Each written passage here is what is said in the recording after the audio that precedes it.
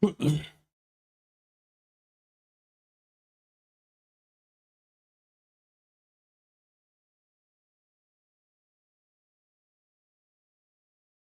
guys, good evening and welcome back again to your Unacademy NEET English channel. I hope all of you are doing great, having a good time. So my dear students, quickly, just let me know in the chats if all of you can hear me, if I'm perfectly audible and visible to everyone. Quickly, let me know in the chats. Good evening, everyone. Good evening and welcome back. Good evening and welcome back. So quickly in the chats, if all of you can hear me, if I'm perfectly audible and visible to every one of you. Yeah? Perfect, guys. Perfect. So as you all must be knowing, we are done with the first session of chemical equilibrium, and the last topic which we discussed in the chemical equilibrium part 1, that was KP-Kc relationship, and at the same time we discussed about the characteristics of equilibrium constant as well, right? So what all things we shall be discussing in the today's session? Let me first of all tell you, today we are going to complete this chapter, right? Basically, we were supposed to complete this chapter 2 days back only, but because of internet issues, I had to end the session in between, right? So today we shall be doing a lot of problems, right? We shall be doing the questions related to KP-Kc calculation, right? We shall be doing the Le-Chatelier principle, reaction quotient, all the things which can be asked in your NEET examination from this particular chapter, right? And it's going to take, I think, 3 to 4 hours to complete this particular chapter with all the problem patterns, my dear students, right? So are you ready to be with me till the end? Let me know quickly in the chats. Are you ready to be with me till the end? Let me know in the chats. See, all these things we have discussed in the last session, I hope you remember. All these things. Yeah? Okay. So this was the last slide, I believe, which I discussed with all of you in the last session. That is characteristics of equilibrium constant. And as I told you in the last session, there are 3 important points which you have to remember basically. Yeah. The first point was, for example, you have got the reaction which is at equilibrium. And the rate you have got a reaction which is at equilibrium. Let's assume the equilibrium constant of this particular reaction is K. The first important point was, which I told you, when you reverse this reaction, on reversing the reaction, what happens to the equilibrium constant? It is inversed. If the equilibrium constant of the reaction was K, now on reversing the reaction, equilibrium constant will become 1 by K. This was point number 1. Point number 2.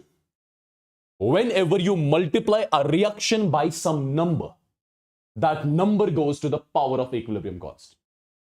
See, this was the reaction whose equilibrium constant was K basically. When I multiplied this reaction by X, that X goes to the power of equilibrium constant. Now the equilibrium constant of this particular reaction will be K raised by X.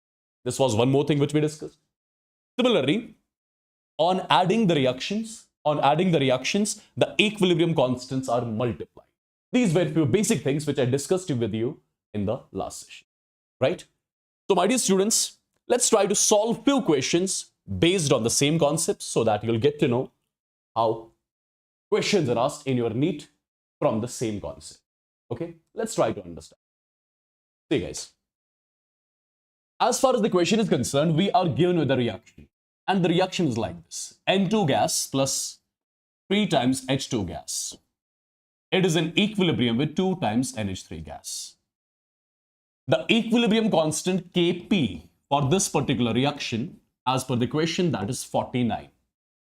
What are we supposed to calculate? We are supposed to calculate the equilibrium constant for this particular reaction.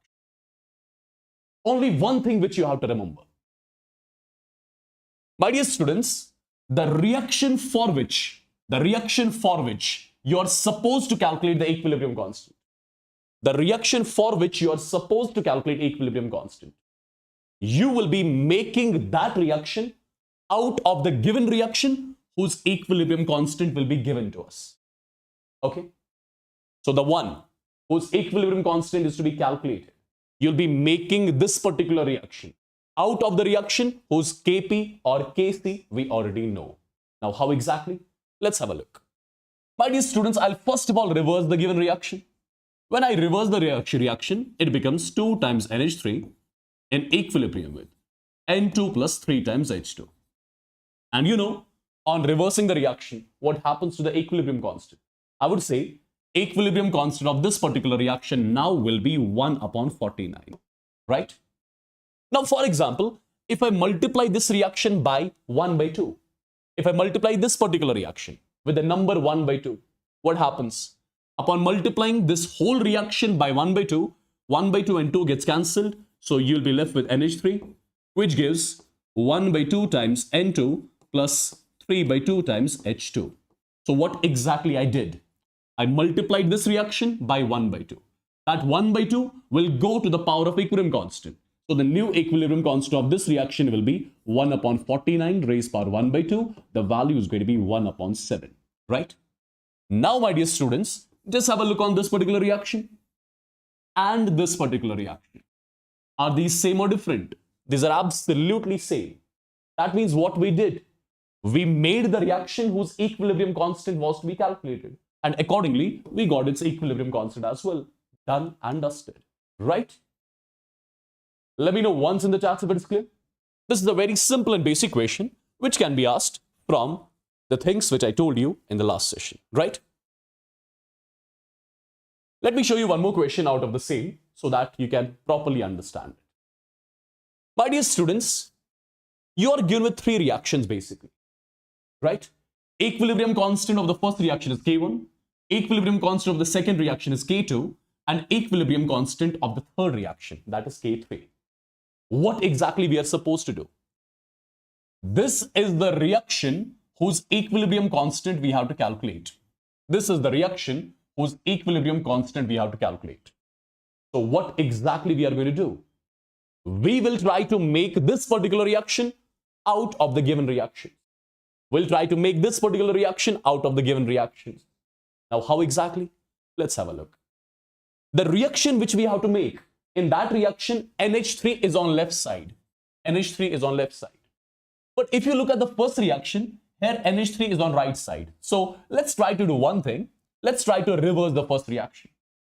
Let's try to reverse the first reaction. Upon reversing the first reaction, what do we get?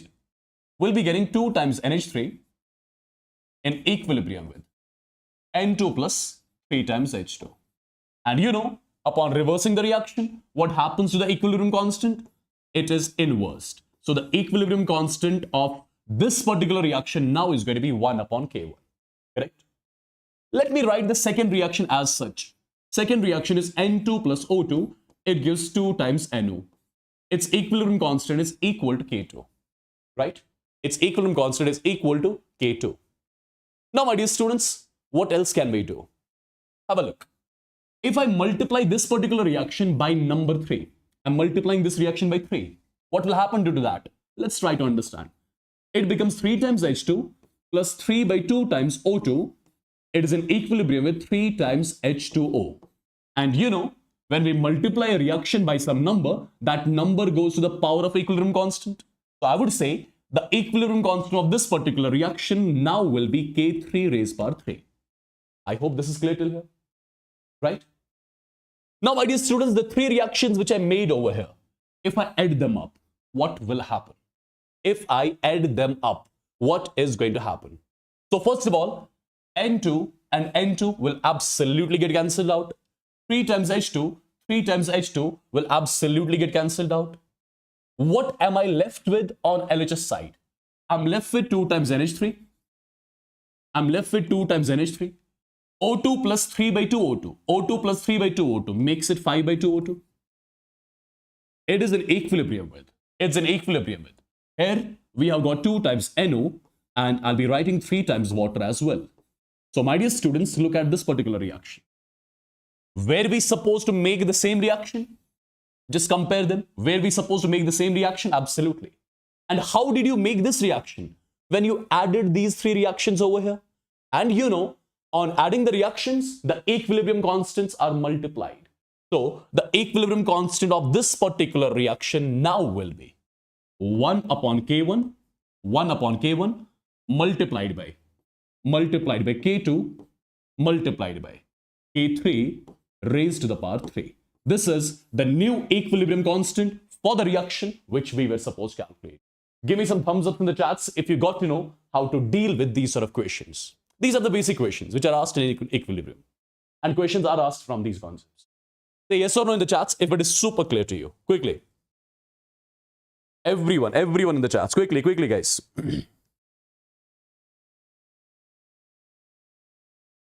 All right. One more question on your screen. Give it a try. We are given the reaction whose equilibrium constant is K1. One more reaction whose equilibrium constant is K2. We have to get the relation between K1 and K2. We are supposed to get the relation between K1 and K2. And how exactly are you going to do that? My dear students, what I'll be doing, let me write this reaction again. It is basically 6 times AB in equilibrium with 3 times A2 plus 3 times B2. This is the reaction that's given to me, whose equilibrium constant is K2, correct? Now, for example, let me just do one thing. My dear students, I'll be first of all reversing this reaction. And when I reverse this reaction, it becomes 3 times A2 plus 3 times B2. It is an equilibrium with 6 times AB. And you know, on reversing the reaction, the equilibrium constant is inversed. Now it becomes 1 upon K2. Yeah? Let me do one more thing. Let me multiply this reaction by the number 1 by 3. If I multiply this reaction by 1 by 3, 1 by 3 and 3 gets cancelled, it's A2. 1 by 3 and 3 gets cancelled, it is B2 here. And 1 by 3 into 6 makes it 2 times AB.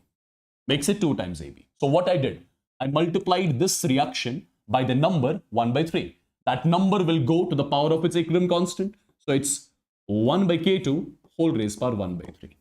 Correct? Right, guys? Perfect. Now try to understand one thing. Look at this particular reaction and look at this particular reaction. Are these reactions same or different? These reactions are same, right? As per the equation, the equilibrium constant of the reaction is K1, and as per us, this is the equilibrium constant of the reaction. That means this particular value has to be equal to what? It has to be equal to K1. So this is going to be the relation between K1 and K2 in this particular scenario, right? Isn't it again simple, my dear students? Isn't it again simple? Quickly, let me know in the chats. If all these things are absolutely clear. This is the relation between your K1 and K2 over here in this particular equation. Yeah? Say yes or no in the chats if it is super clear. Quickly. Quickly, guys.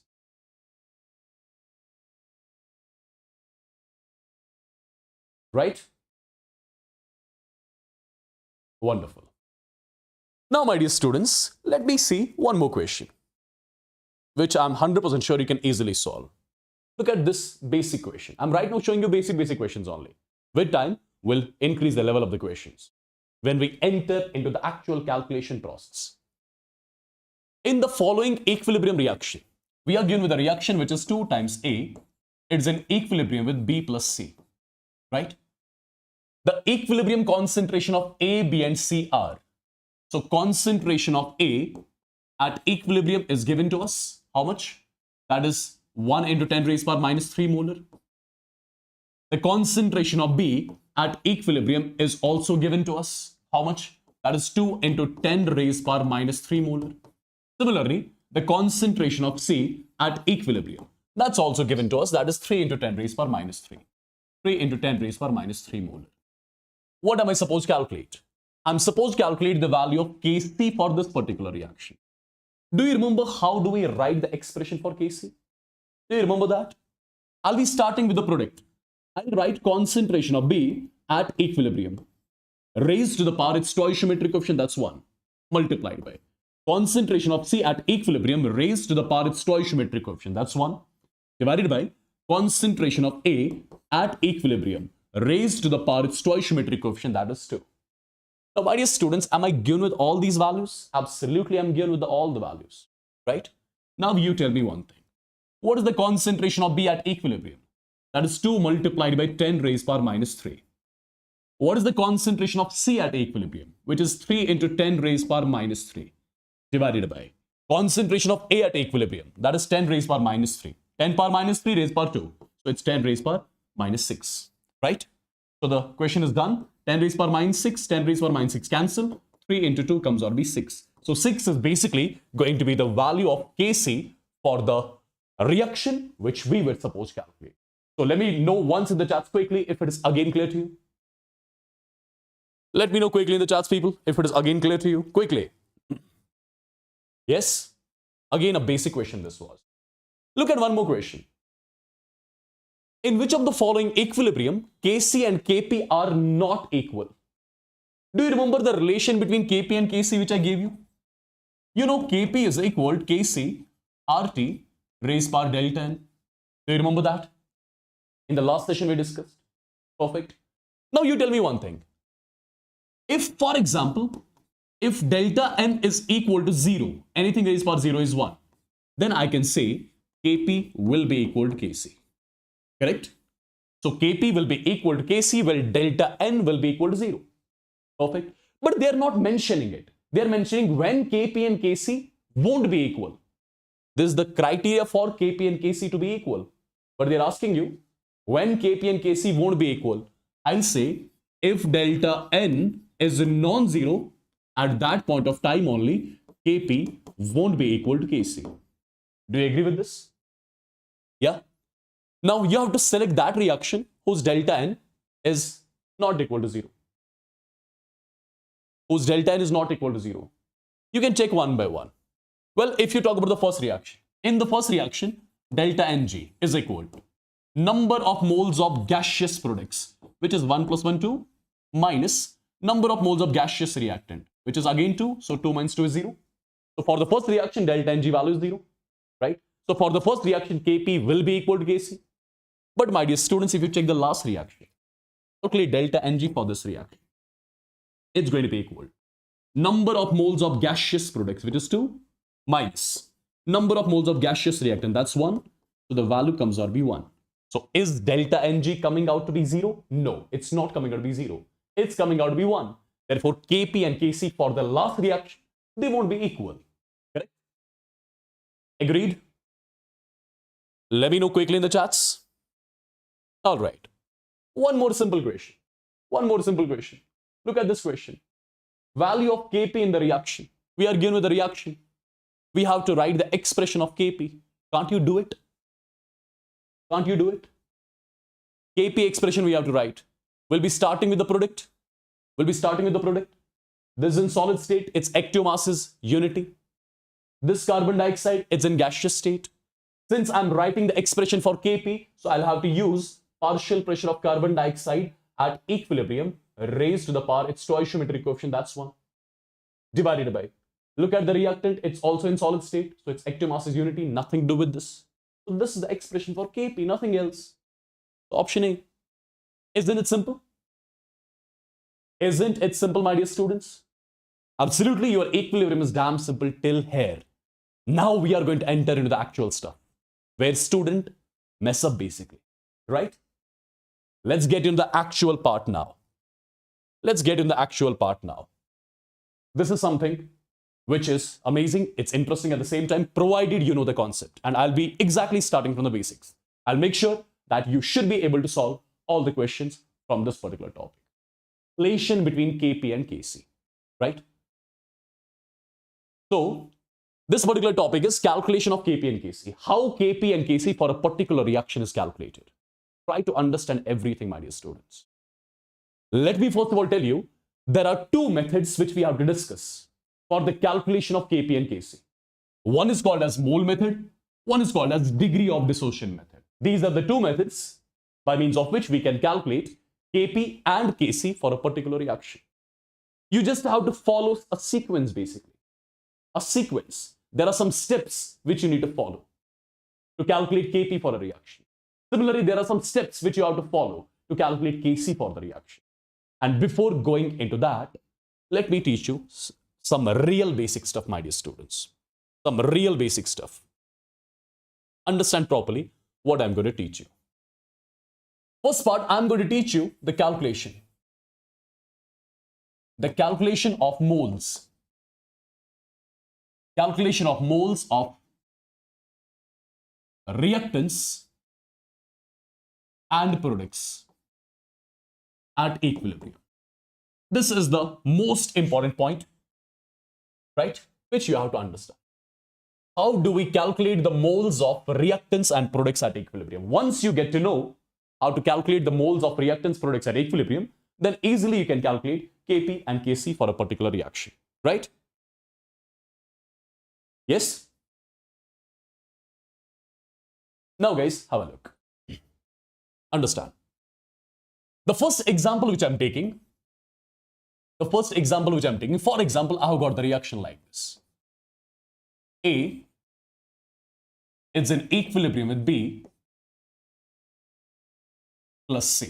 Let's assume this is a particular reaction which is at equilibrium. I'm going to show you how to calculate the moles of reactants and products present in the container at equilibrium. Since this reaction will be taking place in a closed container, right? So, how do we calculate the moles of reactants and products at equilibrium? Let's try to understand.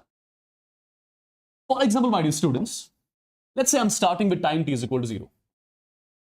For example, at time t is equal to 0, we have got some A moles. We have got some A moles of reactant in the container. Let's assume at time t is equal to 0, when the reaction has not started, when there is no product formation, there will be only reactant in the container whose moles are A.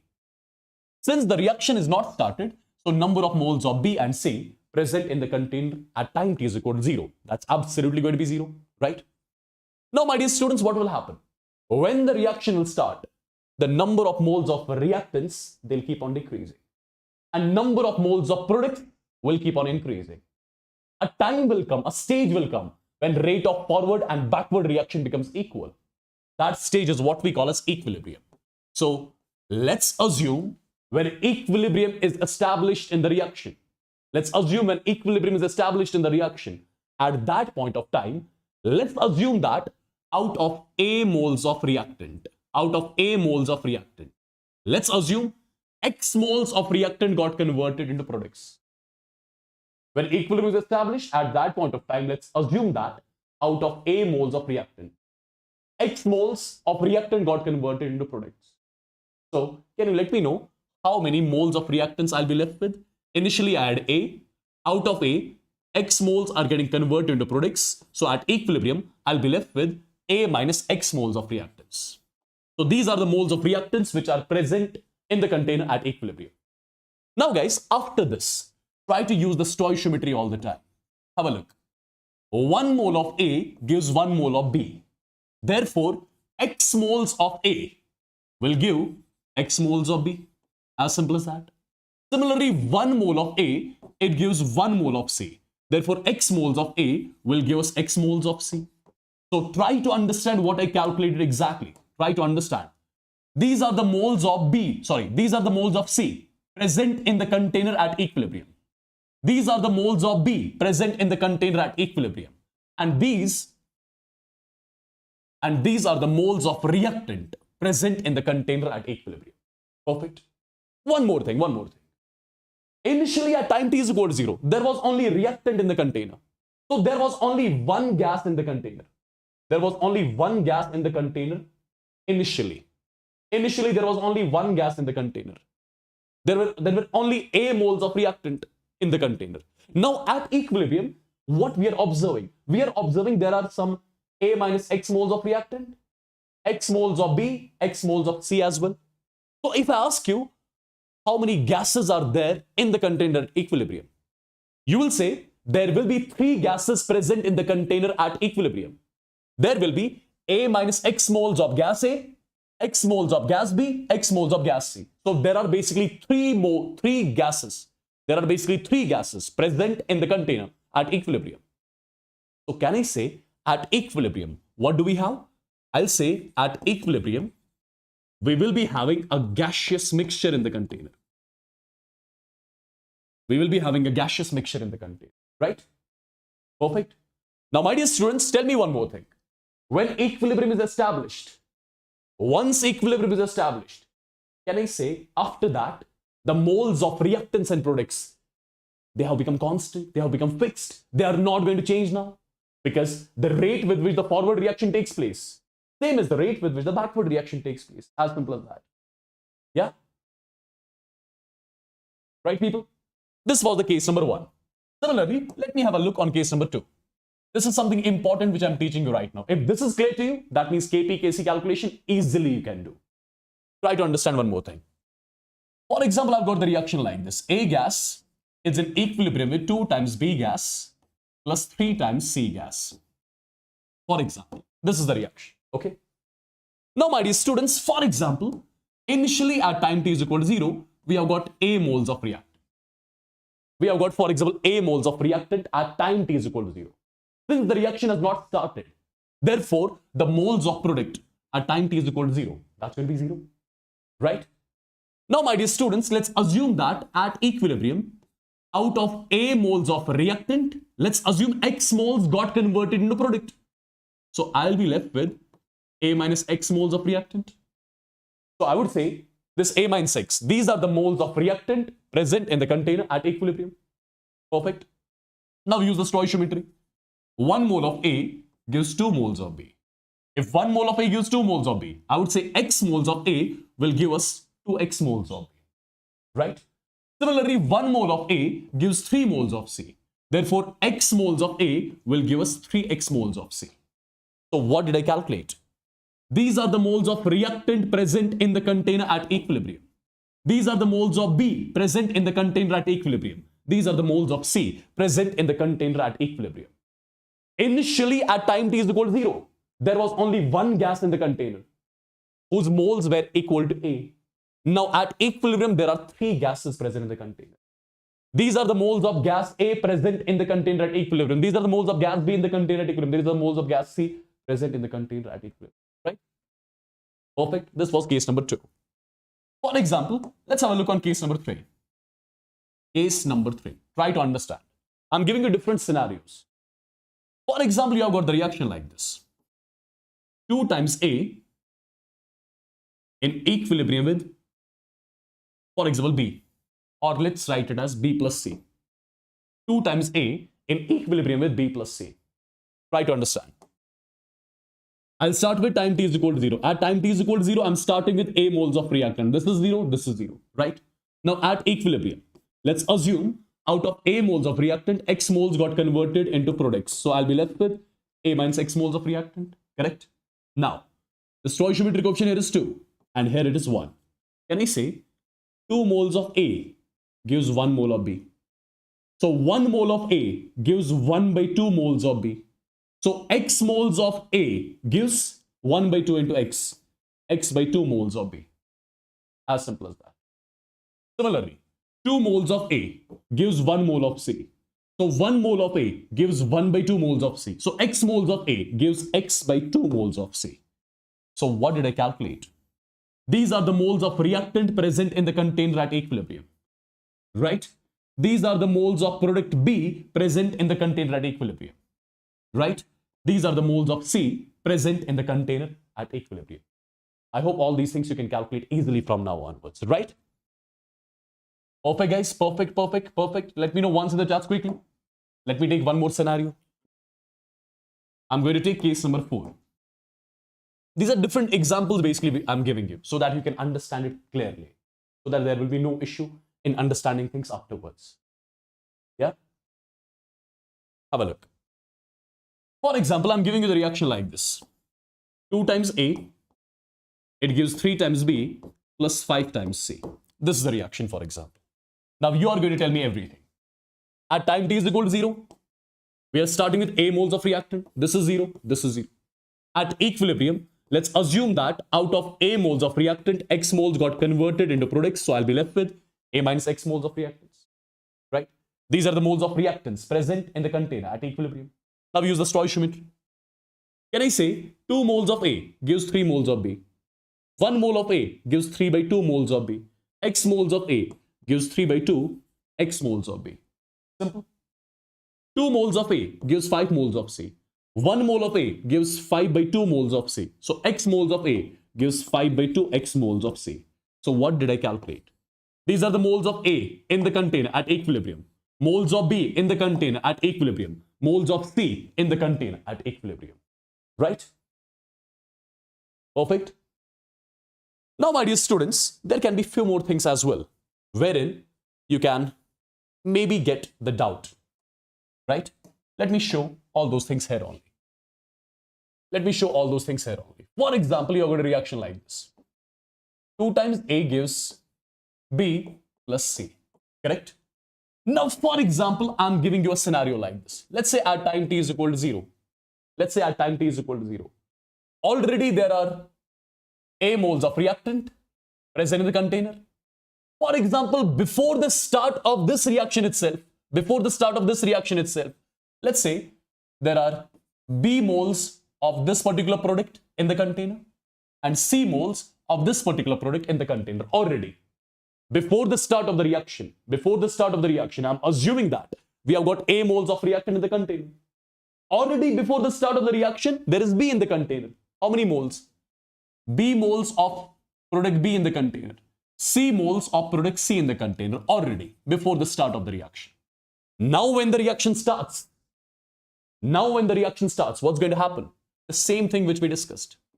At equilibrium, let's assume that out of A moles of reactant, X moles got converted into products. So I'll be left with A minus X moles of reactant in the container. Right? Now, my dear students, already in the container, there were B moles of this particular product. Right? Now, due to reaction, can I say some more moles of B would have got formed? Right? Now, understand. 2 moles of A gives 1 mole of B. 1 mole of A gives 1 by 2 moles of B. X moles of A gives X by 2 moles of B. So, I'll say these are the total moles of B present in the container at equilibrium. Similarly, P plus X by 2. These are going to be the total moles of this product C present in the container at equilibrium. Right? Is this clear to everyone? Let me know once in the chats. Let me know once in the chats quickly. Let me know once in the chats quickly, people. Everyone with the thumbs ups. Yeah? Perfect. Let me give you one more example. A plus P times B. It gives 2 times C. This is the reaction, for example. Try to understand now. Try to understand. What do we do? Let's assume at time t is equal to 0, we have got A moles of this reactant present in the container. We have got, for example, B moles of this particular reactant in the container. For example, there is no C present in the container initially. Right? Now, my dear students, what is going to happen? A will start reacting with B and will lead to the formation of C. When the reaction starts, A and B will start to react and they will lead to the formation of C. Let me assume when equilibrium is established in the reaction at that point of time, for example, out of A moles of reactant, let's assume X moles of reactant A. Let's assume out of A moles of this particular reactant, X moles reacted with B. So I'll be left with A minus X moles. I'll be left with A minus X moles of this particular reactant at equilibrium. Now tell me one thing. Use the stoichiometry. Since 1 mole of A reacts with 3 moles of B. If 1 mole of B reacts with 3 moles of B, so X moles of A will react with 3X moles of B. And I had taken B, out of B, 3X is reacting, so I'll be left with B minus 3X moles of this particular reactant at equilibrium. Right? Now, my dear students, 1 mole of A gives 2 moles of C. So X moles of A will be giving 2X moles of C. So I got the moles of each reactant product present in the container at equilibrium. Let me know once quickly in the chat if all the things are super clear to you. Everyone, people.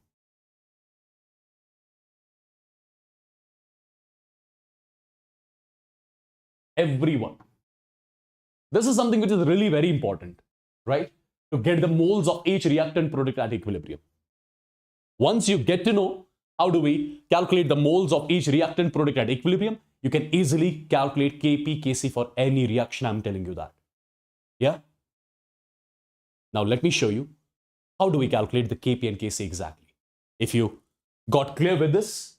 And by the way, which method I'm teaching you right now? I'm teaching you the first method, the mole method. Right? Now, guys, let's get to know the calculation of Kp and Kc with the help of mole method. Try to understand. I'm marking the heading as calculation of Kp and Kc by mole method. I'll be giving you only one example to understand this, then we'll do the questions directly. And I'm damn sure you can easily solve the question. Try to understand, guys. For example, I have got a reaction. A gas, or let me make it like this, 2 times A gas in equilibrium with B gas plus C gas. Try to understand every single thing. First of all, this reaction will be taking place in a closed container whose volume, for example, is V liters. Whose volume is V liters, right? Now, for example, my dear students, I need to calculate Kc for this reaction. I need to calculate Kc for this particular reaction.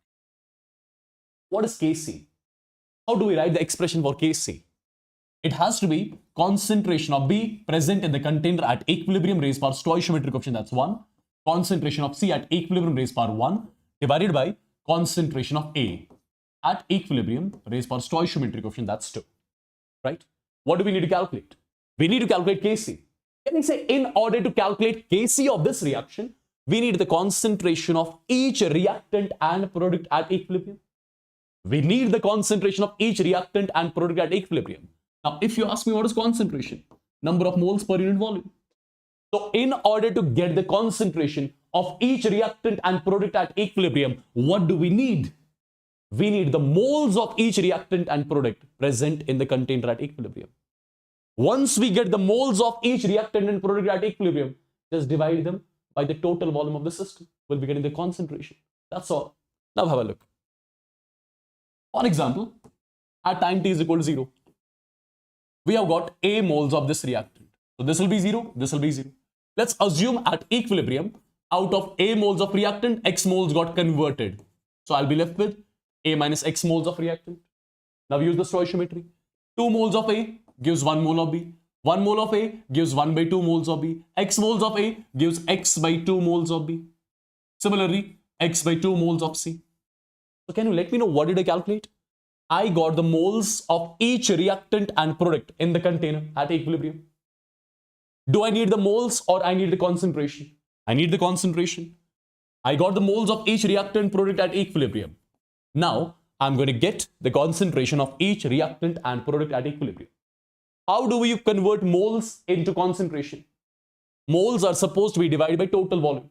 Total volume of the system is V liters. So if I divide this particular term, A minus X, if I divide it with V, if I divide this particular term with V, if I divide this particular term with V, what did I get? Just say it. What did I get? What are these terms now? Are these moles or these are concentrations? These are concentrations of each reactants and products present in the container at equilibrium. These are concentrations at equilibrium. If you got the concentrations, you're done. You're done, right? So get the Kc value. So Kc for this particular reaction has to be equal to concentration of B at equilibrium is X by 2V. Concentration of C at equilibrium is X by 2V. So it makes it X by 2V, X by 2V. So X square divided by 4V square in the numerator. In the denominator, it's concentration of A ka square. Concentration of A at equilibrium, that's A minus X divided by V ka square. So V square got cancelled out. So I would say Kc value will be equal to X square divided by 4 multiplied by A minus X square. So my dear students, you are not supposed to remember this result. No, don't remember it. It is just, you should be able to make this result. You should be able to make this result. So this is how you calculated Kc for the given reaction. First, get the moles of each reactant product, divide by total volume, you'll be getting the concentrations. Write the expression for Kc, that's all. Agreed? Yes or no in the chat, quickly. And one thing which I'm sure you guys did not observe. if you look at this particular reaction, can you just tell me what is the delta Ng for the reaction? Can you tell me what is the delta Ng for the reaction? Number of moles of gaseous products, which is 1 plus 1, 2, minus number of moles of gaseous reactant, that's also 2. So 2 minus 2 is 0. Delta Ng of the reaction is 0. And that reaction whose delta Ng is 0. For that reaction, Kp and Kc will be equal, right? That means Kp for the reaction should also be equal to this. Kp for the same reaction should be also equal to x square divided by 4 into this. Now, you must be thinking how Kp will come out to be this. Let's try to understand how do we get Kp for the same reaction. Have a look, guys. What was the reaction? The reaction was like this. 2 times A gas in equilibrium. Try to understand. This is again important. B gas plus C gas. This was the reaction, right? My dear students, tell me one thing. At time t is equal to 0, we had A moles of reactant, 0 moles of product, 0 moles of product. Now at equilibrium, we were left with A minus X moles of A. Similarly, X by 2 moles of B and X by 2 moles of C, right? This is something which we already did. We calculated the moles of each reactant product present in the container at equilibrium.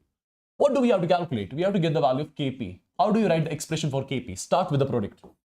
Partial pressure of B at equilibrium, raised power stoichiometric coefficient 1. Partial pressure of C at equilibrium, raised power stoichiometric coefficient 1, divided by partial pressure of A at equilibrium, raised power stoichiometric coefficient, that is 2, right? Perfect. Now, guys, if I ask you, when equilibrium was established in this reaction, when equilibrium is established in the reaction, how many gases do we have in the container in which the reaction is taking place? How many gases? We'll be having 3 gases present in the container.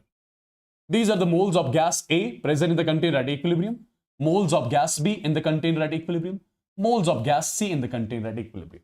So can I say at equilibrium we have got a gaseous mixture? At equilibrium there is a gaseous mixture in the container. There are some moles of gas A in the container. There are some moles of gas B in the container. There are some moles of gas C in the container as well. So what do we have? We have got a gaseous mixture present in the container at equilibrium. Let's assume that the total pressure of the gaseous mixture at equilibrium, that is Pt. Pt represents total pressure. It represents total pressure of what? Of gaseous mixture. Where? At equilibrium. Okay. Now, guys, one thing which is clear. Total pressure of the gaseous mixture at equilibrium. It is not only due to A, it's not only due to B, not only C. All the 3 gases would have contributed towards the total pressure of the mixture at equilibrium. And I would say total pressure of the mixture at equilibrium will be equal to contribution made by gas A towards the total pressure plus contribution made by gas B towards the total pressure plus contribution made by gas C towards the total pressure at equilibrium. As per Dalton's law, the total pressure of the mixture is the sum of partial pressures. What is PA? Either you call it as partial pressure of A, or you can say this is the contribution made by gas A towards the total pressure of the mixture at equilibrium. Right? Okay, tell me one more thing. If you remember, how do we calculate the partial pressure? Partial pressure of A at equilibrium. As per Dalton's law, it used to be equal to total pressure of the mixture multiplied by mole fraction of the gas. Right? This is how you calculate partial pressure basically. So we have to calculate Kp. For Kp, we need partial pressures of ABC at equilibrium. To get the partial pressure of ABC at equilibrium, what do I need? Total pressure and mole fraction of A. Try to understand. At equilibrium, we have got these many moles of reactant, these many moles of product B, these many moles of product C in the container at equilibrium, right? Now, if I ask you, how many total moles are there in the container at equilibrium? You will say at equilibrium, A minus X plus X by 2 plus X by 2. When you add them up, the value comes out to be A. These are the total moles present in the container at equilibrium. These are the total moles of the gaseous mixture at equilibrium. Now do one thing. If I divide A minus X by A, if I divide x by 2 by A. If I divide this x by 2 by A, what did I get? What was A minus X? These were moles of reactant, moles of gas A in the container at equilibrium. You divided the moles of gas A by the total moles. You divided the moles of gas B by the total moles. You divided the moles of gas C by the total moles. Can I say I got the mole fraction of each reactant product at equilibrium? These are basically the mole fractions now. These are the mole fractions of each reactant product at equilibrium. And mole fraction is to be multiplied by total pressure. For example, the total pressure of the mixture at equilibrium is PT. So, if I multiply A minus X by A by total pressure at equilibrium, what do I get? This is something which you call as partial pressure. This is the partial pressure of a reactant at equilibrium. Similarly, X divided by 2A multiplied by PT. This is the partial pressure of product B at equilibrium. Similarly, X divided by 2A multiplied by PT. This is the partial pressure of product C at equilibrium. Right? And my dear students, once you got the partial pressures, you just have to put the values of these partial pressures here in this expression. So, what do you think I'll get? Try to understand. What do you think I'll get? I'll say Kp is equal. Partial pressure of B at equilibrium is this. Partial pressure of C at equilibrium is this. So, this into this. How much it will be? It will be x into x, x square, pt into pt, pt square, divided by 2a, 2a, 4a square. This is the numerator, denominator. Partial pressure of A ka square. Partial pressure of A is A minus x ka square, multiplied by, it will be pt ka square, divided by A ka square. Perfect. Let's see what all terms will get cancelled out. pt square cancelled out. A square cancelled out. Look at the value of Kp. Kp value is again coming out to be x square divided by 4 multiplied by A minus x square. Look at this particular expression. Look at this particular expression. Kp is coming out to be x square divided by 4 into A minus x square. For the same reaction, Kc was coming out to be the same, x square divided by 4 into A minus x square. Hence proved.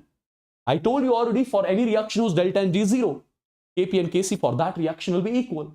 And you understood exactly how Kp and Kc are coming out to be equal for the reaction whose delta and G is 0. Right?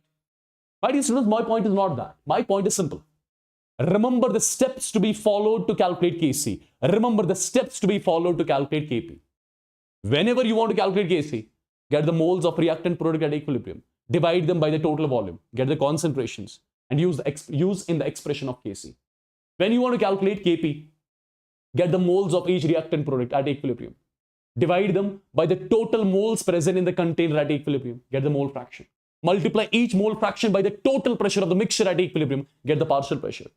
Once you get the partial pressure of each reactant and product, use it in the expression of Kp. You're done. Sorted. Right? Let's try to use all these concepts in the questions and let me see exactly whether you will be able to solve these questions or not. Look at the question. Look at the question. Let's try to solve a few questions first.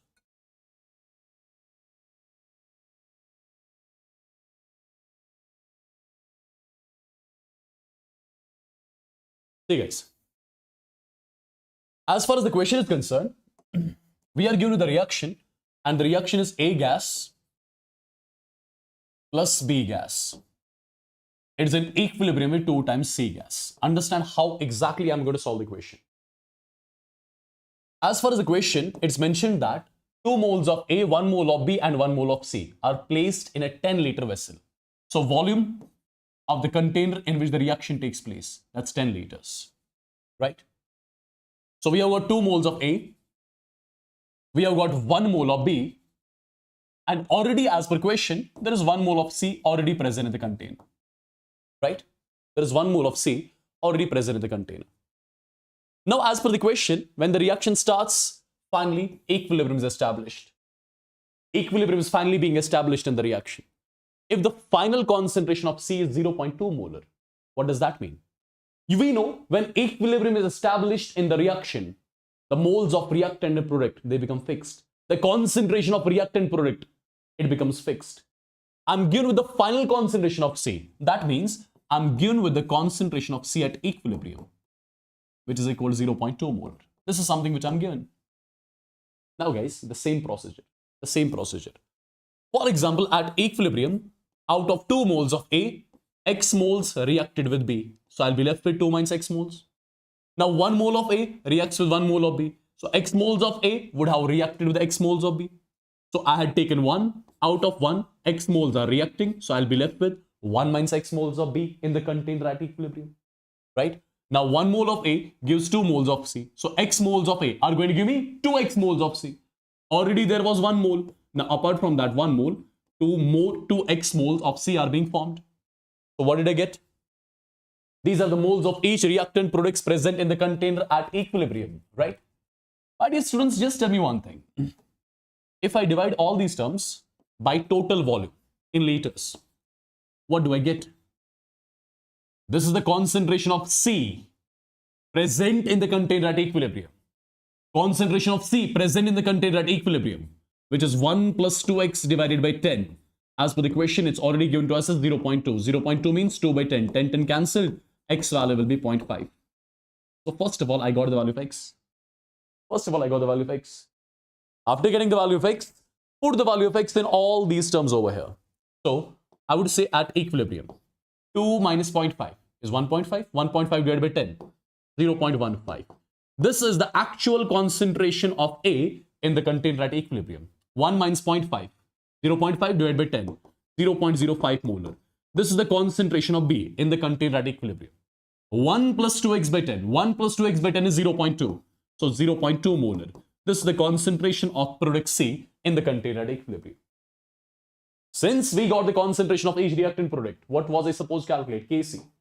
How do I write the expression for Kc? It's concentration of C at equilibrium raised power stoichiometric coefficient, that's 2, divided by concentration of A at equilibrium raised power stoichiometric coefficient 1, concentration of B at equilibrium raised power stoichiometric coefficient, that's 1. Now, my dear students, all these terms we already have.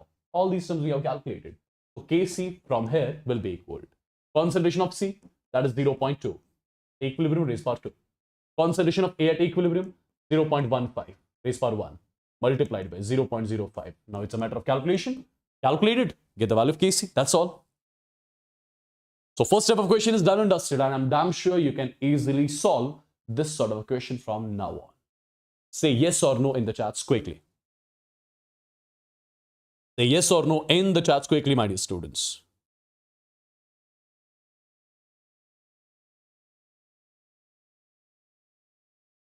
Yeah? Perfectly done. Now look at this particular question. We are given the reaction X plus Y. It gives 2 times Z. This is the reaction. Initially at time t is equal to 0, 1 mole of X, 1.5 moles of Y, and 0.5 moles of Z were taken in a 1 liter vessel. Allowed to react. At equilibrium, the concentration of Z. At equilibrium, the concentration of Z was 1 molar. The equilibrium constant of the reaction is given to us as X by 15. We are supposed to get the value of X. Similar type of question, guys. Now, first of all, initial moles are given. Calculate the moles of each reactant product at equilibrium. Let's assume out of 1 mole of X, for example, X moles reacted. So I'll be left with 1 minus X moles of this reactant. Now 1 mole of X reacts with 1 mole of Y. So X moles of X reacts with X moles of Y. I had taken 1.5. Out of 1.5, X moles are reacting. So I'll be left with 1.5 minus 6. Now 1 mole of X gives 2 moles of Z. X moles of X will give 2 X moles of Z. Already there were 0.5. Some new 2X moles of Z would have got formed. Right? Moles of each reactant product present in the container at equilibrium. Now, my dear students, volume of the vessel is 1 liter. So divide by 1, divide by 1, divide by 1. So I think I got the concentration of each reactant product present in the container at equilibrium. Now it's mentioned that concentration of Z at equilibrium is 1 molar. But we know concentration of Z at equilibrium, that is 0.5 plus 2x. That's equal to 1. So it has to be 2x is equal to 0.5. So X value will be 0.25. This is the value of X. X is 0.25. Now you got the value of X. Perfect, you got the value of x. Put the value of x here. 1 minus 0.25, 0.75 molar. 1.5 minus 0.25, so 1.25 molar. 0.5 plus 2x, that's 1 molar. So what did I get? Concentration of x at equilibrium, concentration of y at equilibrium, concentration of z at equilibrium. If you got the concentration of each reactant product present in the container at equilibrium, write the expression for Kc. Kc expression will be equal to concentration of Z, which is 1, raised power stoichiometric coefficient 2, divided by concentration of X at equilibrium, 0.75, raised power stoichiometric coefficient, that's 1. Concentration of Y at equilibrium, 1.25, raised power stoichiometric coefficient, that's 1. And as per the equation, this value is equal to x upon 15. My dear students, don't you think we got one equation and one unknown? Don't you think we got one equation and one unknown? Can't you get the value of x from here? Isn't it damn simple? So x value after solving, it comes out to be 16. Let me know once in the chats if this type of question is also done and dusted. Quickly.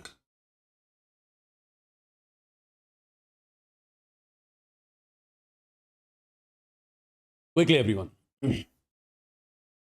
Let me move on to one more.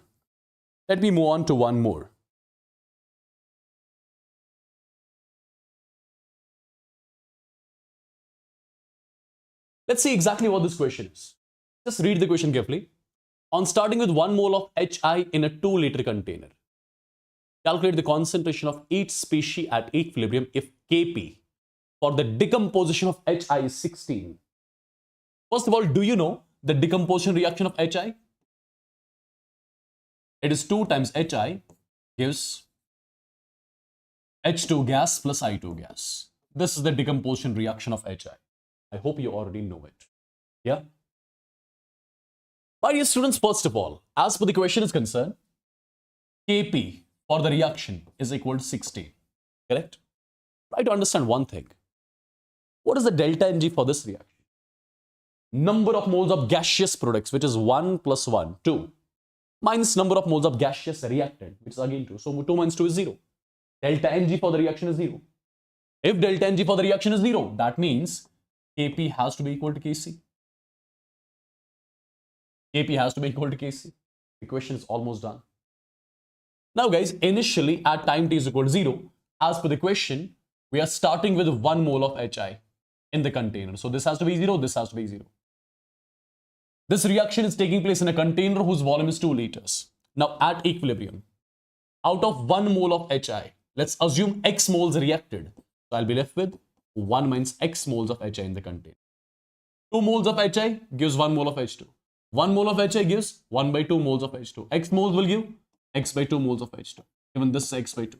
So I got the moles of each reactant product present in the container at equilibrium. Divide the moles by the total volume. Total volume is 2 liters. So 2 divided by 2 divided by 2. So I got the concentration of each reactant product present in the container at equilibrium. This is the concentration. If you got the concentration of each reactant product present in the container at equilibrium, can't you write the value of Kc? Can't you write the expression of Kc?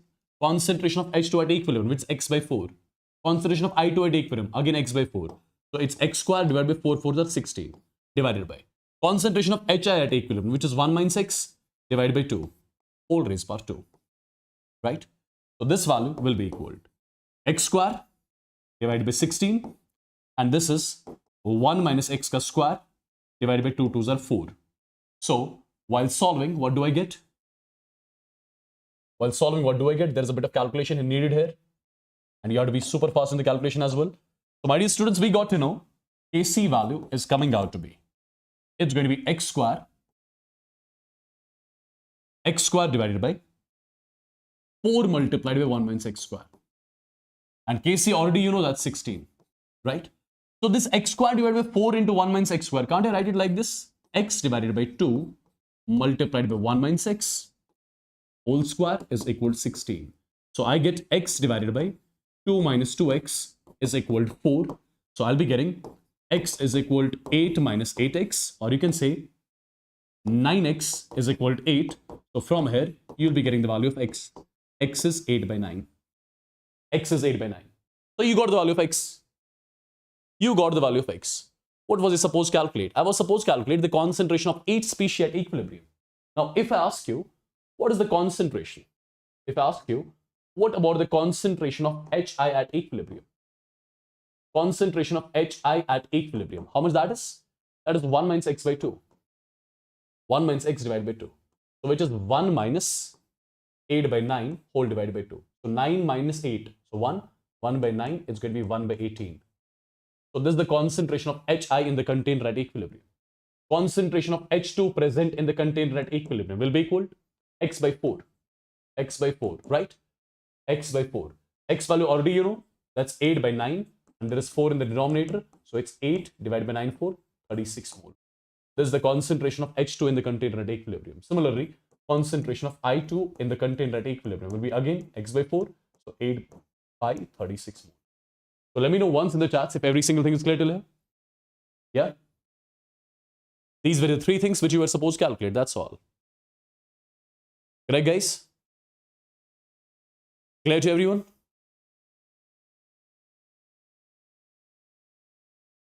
Say yes or no in the chats quickly. Say yes or no in the chats quickly. Look at one more. 1 mole of N2, 3 moles of H2 are placed in a 1 liter vessel. Find the concentration of NH3 at equilibrium. If equilibrium pressure is 1 atm and equilibrium constant Kc is 4 by 27. Again, one simple question only, but calculation will be needed. As per the question, the reaction is, when N2 reacts with H2, it leads to the formation of NH3. So this has to be the reaction. This has to be the reaction. As per the question, we have got 1 mole of N2, 3 moles of H2 placed in a container. So 0 moles of NH3 would have got formed. Now at equilibrium, out of 1 mole of N2, let's assume that X moles reacted. So I'll be left with 1 minus X. Now 1 mole reacts with 3 moles. X moles would have reacted with 3X moles. So I'll be left with 3 minus 3X moles of H2 in the container at equilibrium. 1 mole gives 2 moles. So X moles gives 2X moles. I got the moles of each reactant product present in the container at equilibrium, right?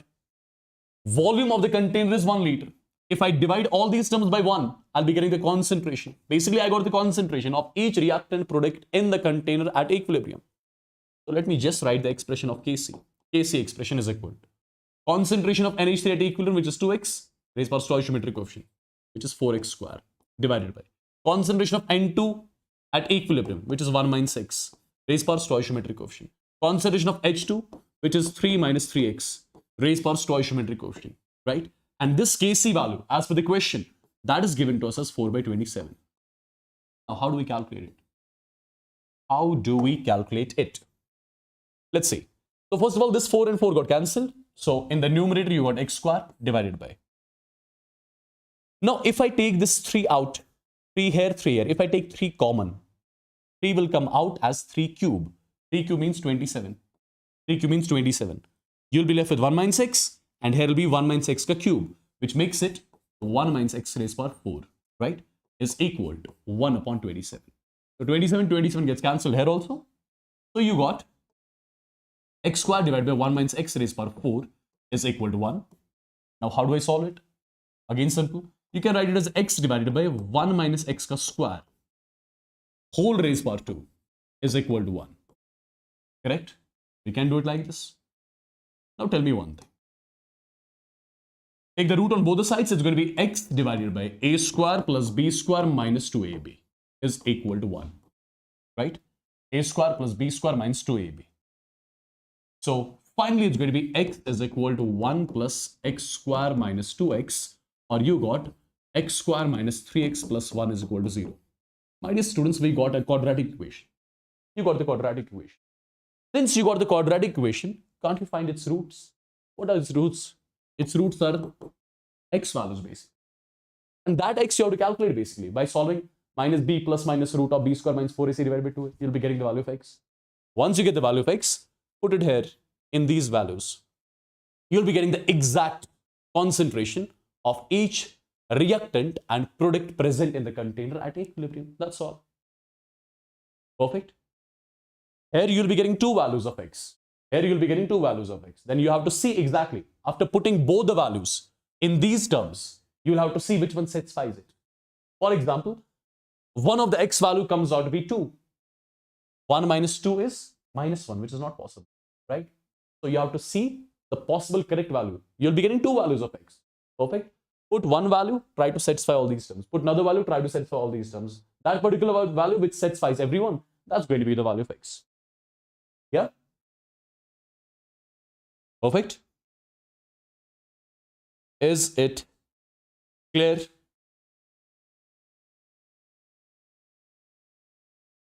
Is it clear?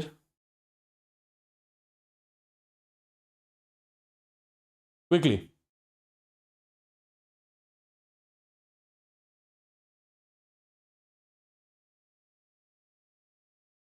Can you solve all these questions from now onwards if they are asked?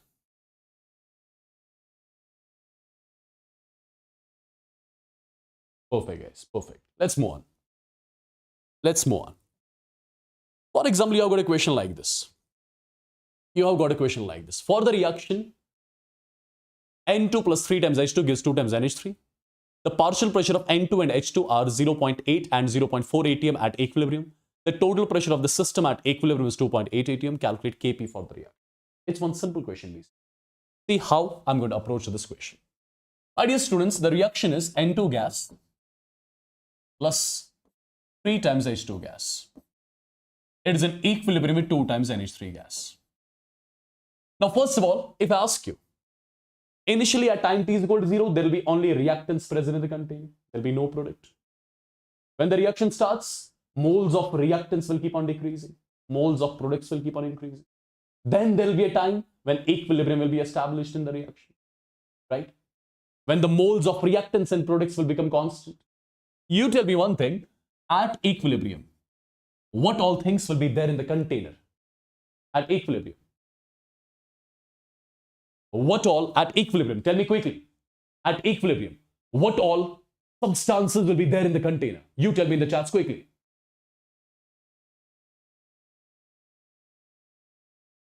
Quickly, guys.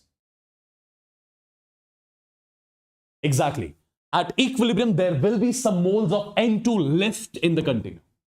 There will be some moles of H2 left in the container. There would have been some moles of NH3 formed in the container. So I must say, there will be 3 gases present in the container at equilibrium. Some moles of N2, some moles of H2, and some moles of NH3. So 3 gases are there in the container at equilibrium. So basically, at equilibrium, we have got a gaseous mixture. At equilibrium, we have got a gaseous mixture. There are some moles of N2 left in the container, some moles of H2 left in the container, and some moles of NH3 which have got formed in the container at equilibrium, right? All the 3. Now tell me one thing. Can I say we have got a gaseous mixture present in the container? Absolutely. The total pressure of this gaseous mixture as per the equation, the total pressure of the gaseous mixture as per the equation, that's given to me as 2.8 atm. Now you tell me the total pressure of the mixture as per Dalton's law is equal to the sum of partial pressure, right? I'll say total pressure is equal to partial pressure of N2 at equilibrium plus partial pressure of H2 at equilibrium plus partial pressure of NH3 at equilibrium. This is equal to 2.8. Partial pressure of N2 is given 0.8. Partial pressure of H2 is given 0.4, which makes it 1.2. So partial pressure of NH3 we can easily calculate as 1.618. Correct? We got the partial pressure of NH3 present in the container at equilibrium. Yeah. Now, if you got all the things, what were we supposed to calculate? Kp. Write the expression for Kp. Kp is nothing. It is partial pressure of NH3 at equilibrium raised to the power its stoichiometric coefficient. That's 2 divided by partial pressure of N2 present in the container at equilibrium raised power stoichiometric coefficient 1 and partial pressure of H2 present in the container at equilibrium raised power 3. Now, put all the values. This particular term is 1.6 raised power 2 whole divided by partial pressure of N2 was how much?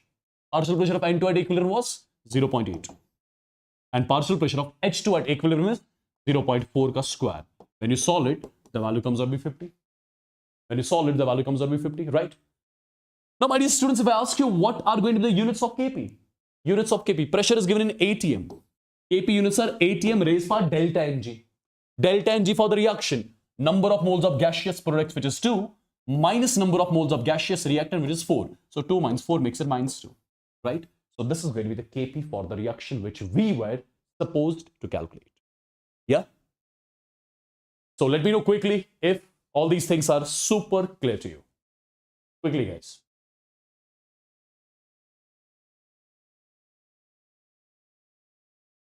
Yeah? Quickly, everyone. Everyone in the chats. Will you be able to solve these sort of questions from now on? Perfect. Wonderful.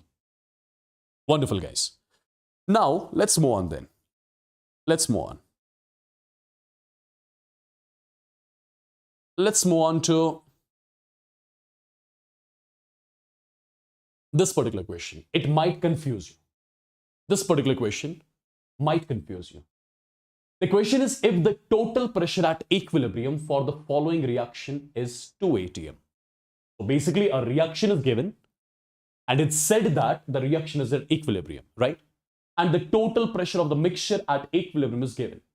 Then calculate the volume fraction of Cl2 at equilibrium.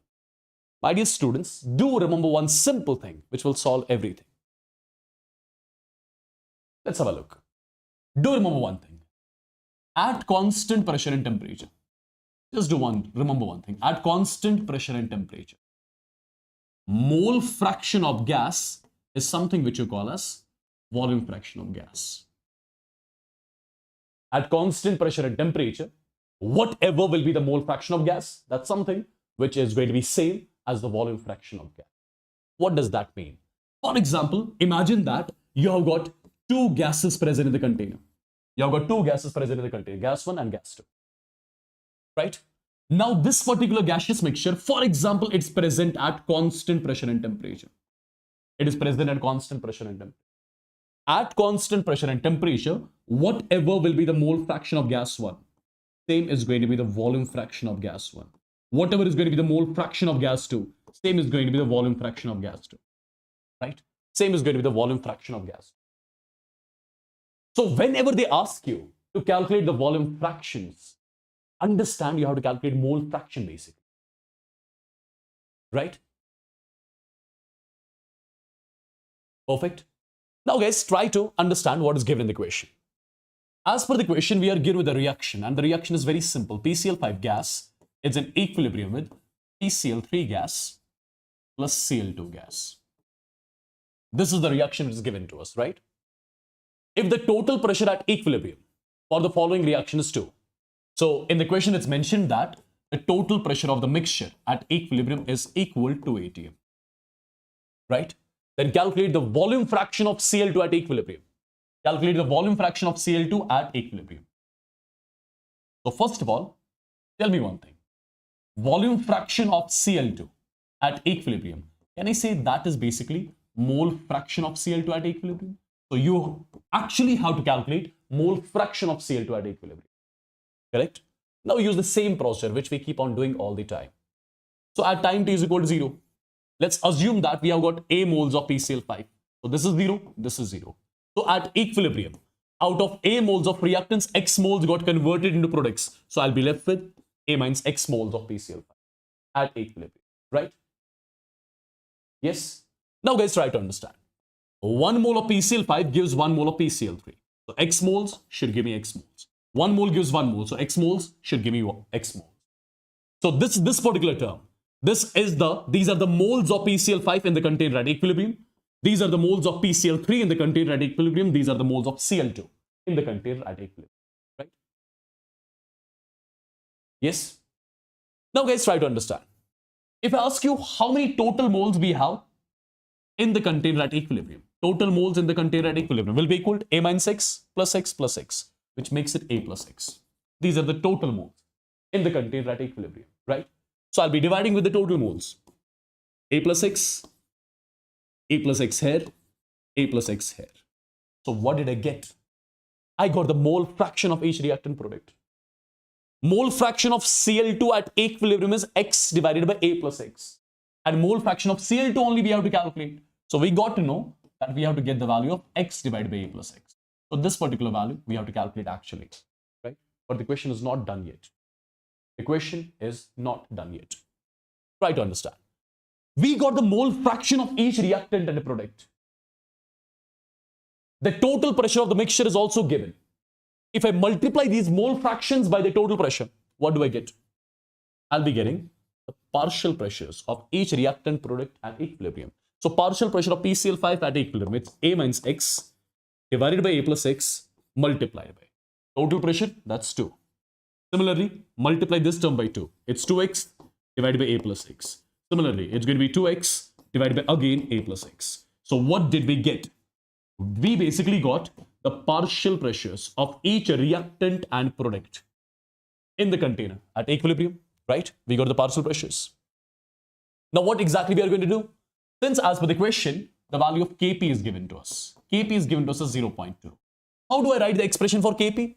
It's partial pressure of PCl3, which is 2x divided by A plus X, multiplied by partial pressure of Cl2, 2x by A plus X, which is basically 2x divided by A plus X ka square, right? Whole divided by partial pressure of PCl5, which is 2 multiplied by A minus X divided by A plus X. And this value is equal to 0.2. 0.2 makes it 2 by 10, right?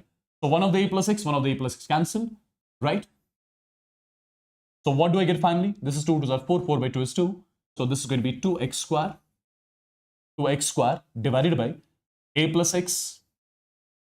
Just a second. This is A plus X and here it's A minus X. A plus X, A minus X is A square minus X square is equal to 2 by 10. So 2 got cancelled. Now it's a matter of calculation only. So you got x square divided by A square minus X square. It's equal to 1 by 10. So which means 10x square is equal to A square minus X square, which means 11x square is equal to A square, which tells you that x has to be equal to A divided by root 11. So x value is equal to A by root 11. Put the value of x here in this expression. So it's x. X is A by root 11. Whole divided by. It's A plus A by root 11. So A cancelled out in both the ways. So finally, what do I get? I get 1 by root 11 divided by 1 plus 1 upon root 11. So the final answer which you'll be getting, how much is that? It's going to be 1 divided by root of 11 plus 1. So this is the final answer. This is the mole fraction. This is the volume fraction of Cl2 present in the container at equilibrium. Quickly guys, let me know in the chats if all these things are clear. Let me know in the chats if all these things are clear. You should be able to solve these questions now.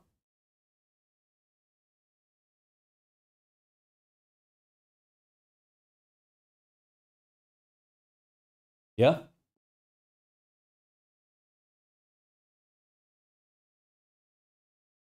Perfect, guys. Wonderful.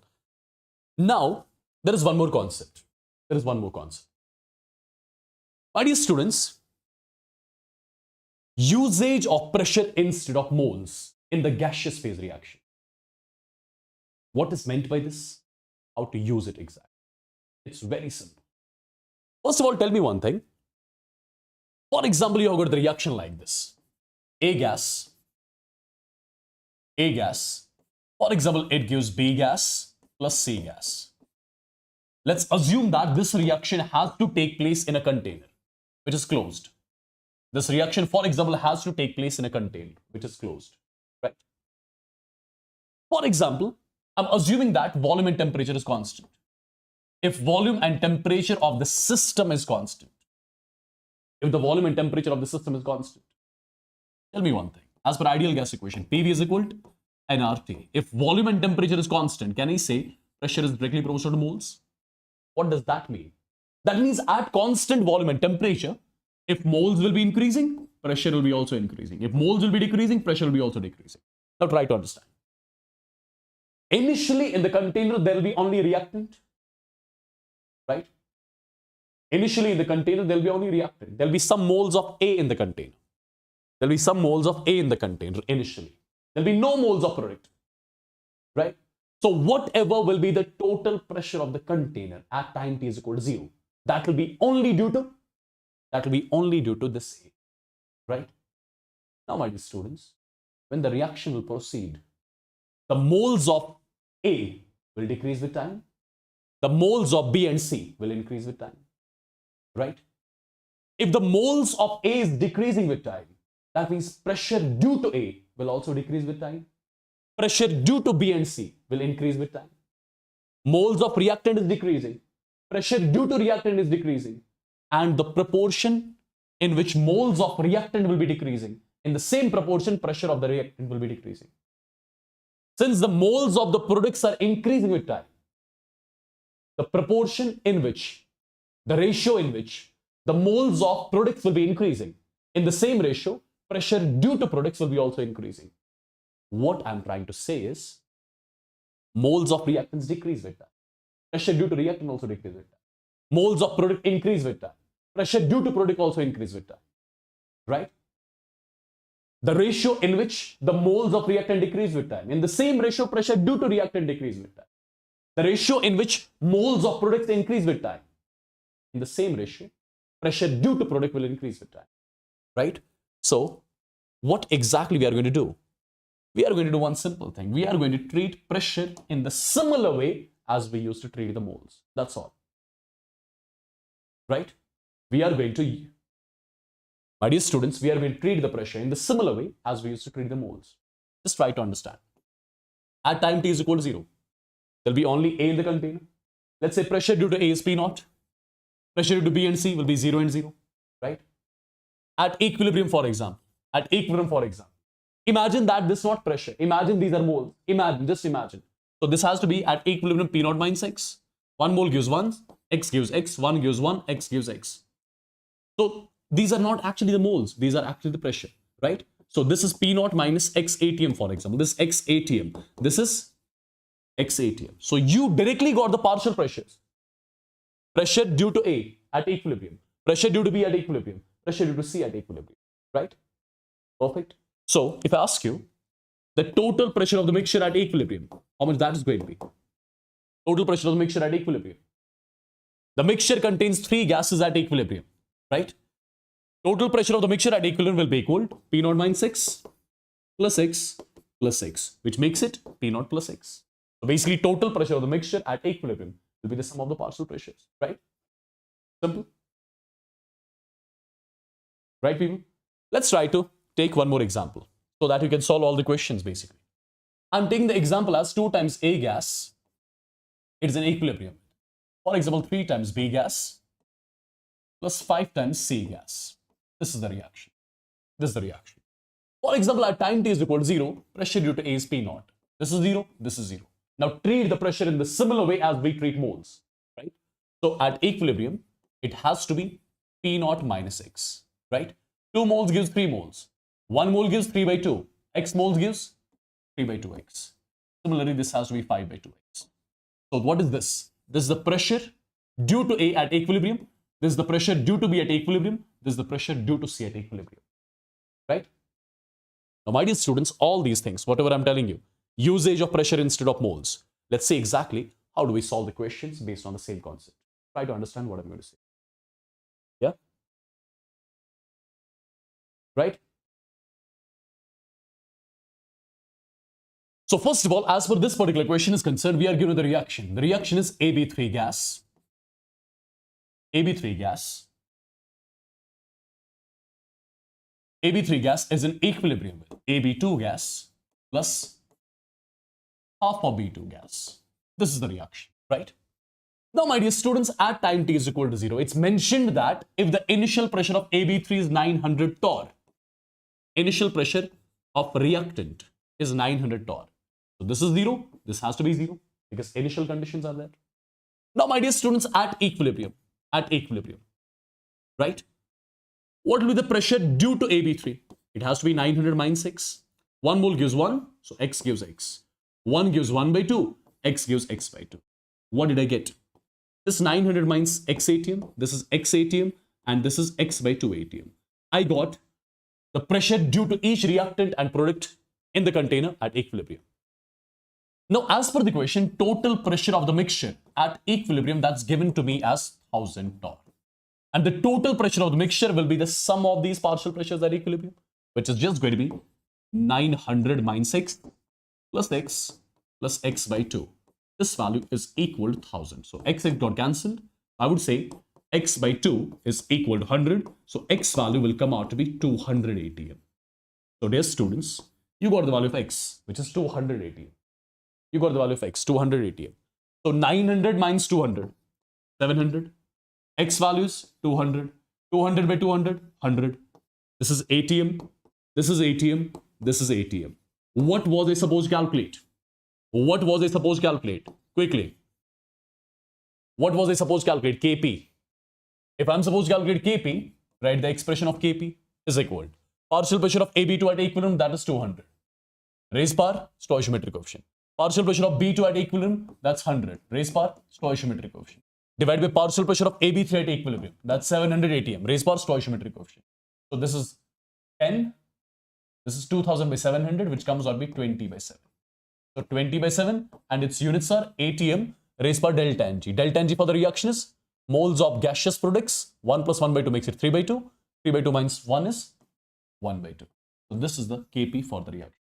So let me know once in the charts quickly if this is again super duper clear to you. Quickly, guys.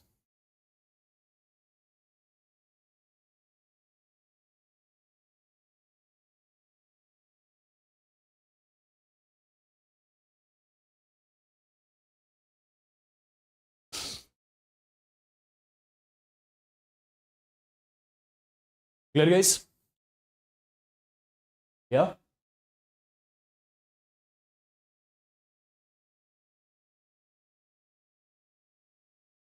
All right.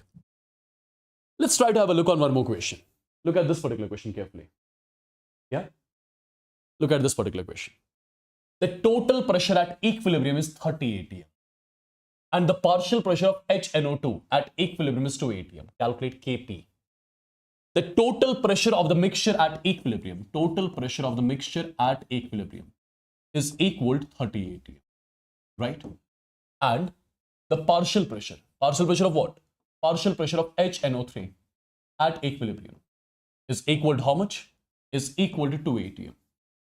Calculate Kp for the reaction. The reaction is 4 times HNO3. It is in equilibrium with 4 times NO2 gas plus 2 times H2O gas plus O2 gas. This is the reaction that's given. Now, my dear students, try to use the same procedure. Start with P naught. This has to be 0. This has to be 0. This has to be 0. Now, you tell me at equilibrium, it has to be P naught minus X. Now, 4 moles gives 4 moles. 1 mole gives 1 mole. So, X will give X moles. Similarly, this is going to be X by 2 and this is going to be X by 4. Right? Now, as per the question, partial pressure of HNO3 at equilibrium. Partial pressure of HNO3 at equilibrium is P naught X. So, P naught minus X is basically equal to 2. Right? Total pressure of the mixture at equilibrium. Total pressure of the mixture will be equal to P naught minus X plus X by 2 plus X by 4. And as per this is the total pressure of the mixture. It's given to me as 30 atm. P naught minus X. P naught minus X. This term already you know that's 2. So 30 minus 2 makes it 28. Right? So I'll be getting X plus X by 2 plus X by 4 is equal to 28. Correct? Take the LCM of denominators. That's 4. So it's going to be 4x plus 2x plus x is equal to 28. Now tell me 4 to 6, 7. So it's going to be 7x divided by 4. This is going to be equal to 28. So 7, 1, 7, 4. So x value will come out to be 16 atm. You got to know the value of x, 16 atm. If x is 16, that means P naught minus x is equal to 2. So P naught is equal to 2 plus x, which comes out to be 18 atm. So P naught value you got, x value you got. What am I supposed to calculate? Kp. The question is done, right? So P naught minus x. 18 minus 16, that's 2 atm. So partial pressure of HNO3, right, at equilibrium is 2 atm. X value 16. So partial pressure of NO2, that is 16 atm. X by 2. So 16 by 2, that's 4. This is 4. 16 by 4, this is 16 divided by 2, which comes out to be 8. So this whole term is 8 atm, right? This whole term, 16 by 4, that's 4 atm. So basically, I got the partial pressure of each reactant product in the container at equilibrium, right? Yes? Right, guys?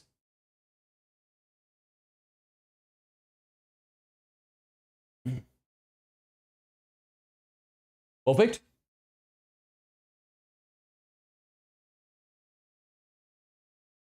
If you got the partial pressure of each reactant in product, can't you calculate the value of Kp now? Isn't it simple?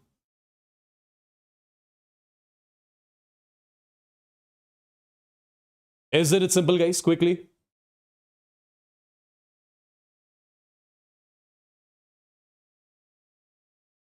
See now, when the data of pressures will be given at that point of time, you should be using this particular one, right? And it is particularly mentioned, valid at constant volume and temperature. Let's take a break for 15 minutes. After 15 minutes, we'll get back, right? Degree of dissociation, we'll discuss. Okay? The time right now is 7:35. We'll start at 7:50.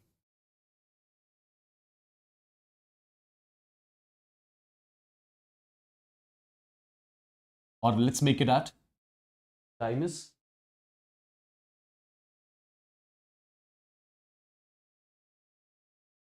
Safi Mozem. I think you are new to the class. Okay? That's why you do not know why do we give the breaks in between.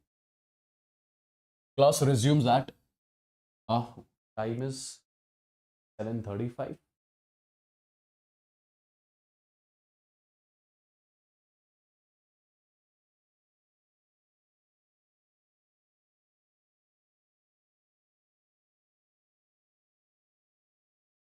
Class resumes at 7:55, right? I would want every one of you to be back because we have to complete this chapter. Now, there are only few topics left. One is degree of dissociation, vapor density measurement, and Lee-Shadler principle. And all those are very, very, very important. Okay? So, I'll see you all again at 7:55 sharp. Till then, you can have tea or whatever. It'll just take us 1.5 hour or 2 hours more to complete the chapter. Right? So, see you after the break.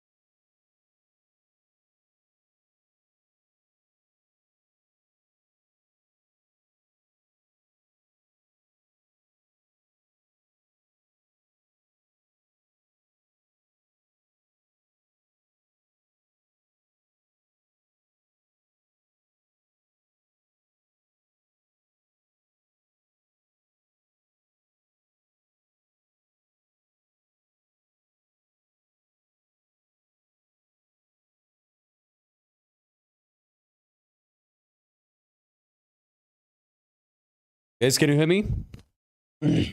Are you back? Can you all hear me? Can you all hear me? Yes or no in the chats? Yes, you all are back, right? That's great. So let me know quickly in the chat. So if all of you can hear me properly, if I'm perfectly audible, visible to everyone, quickly in the chats, yes or no? Quickly in the chats.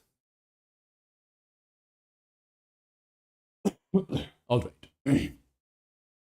So my dear students, there comes one more topic, that is degree of dissociation, right? So what exactly we are doing right now? We are doing the KP and KC calculations. And right now, few minutes back, I showed you calculation of KP and KC with the help of mole method, right?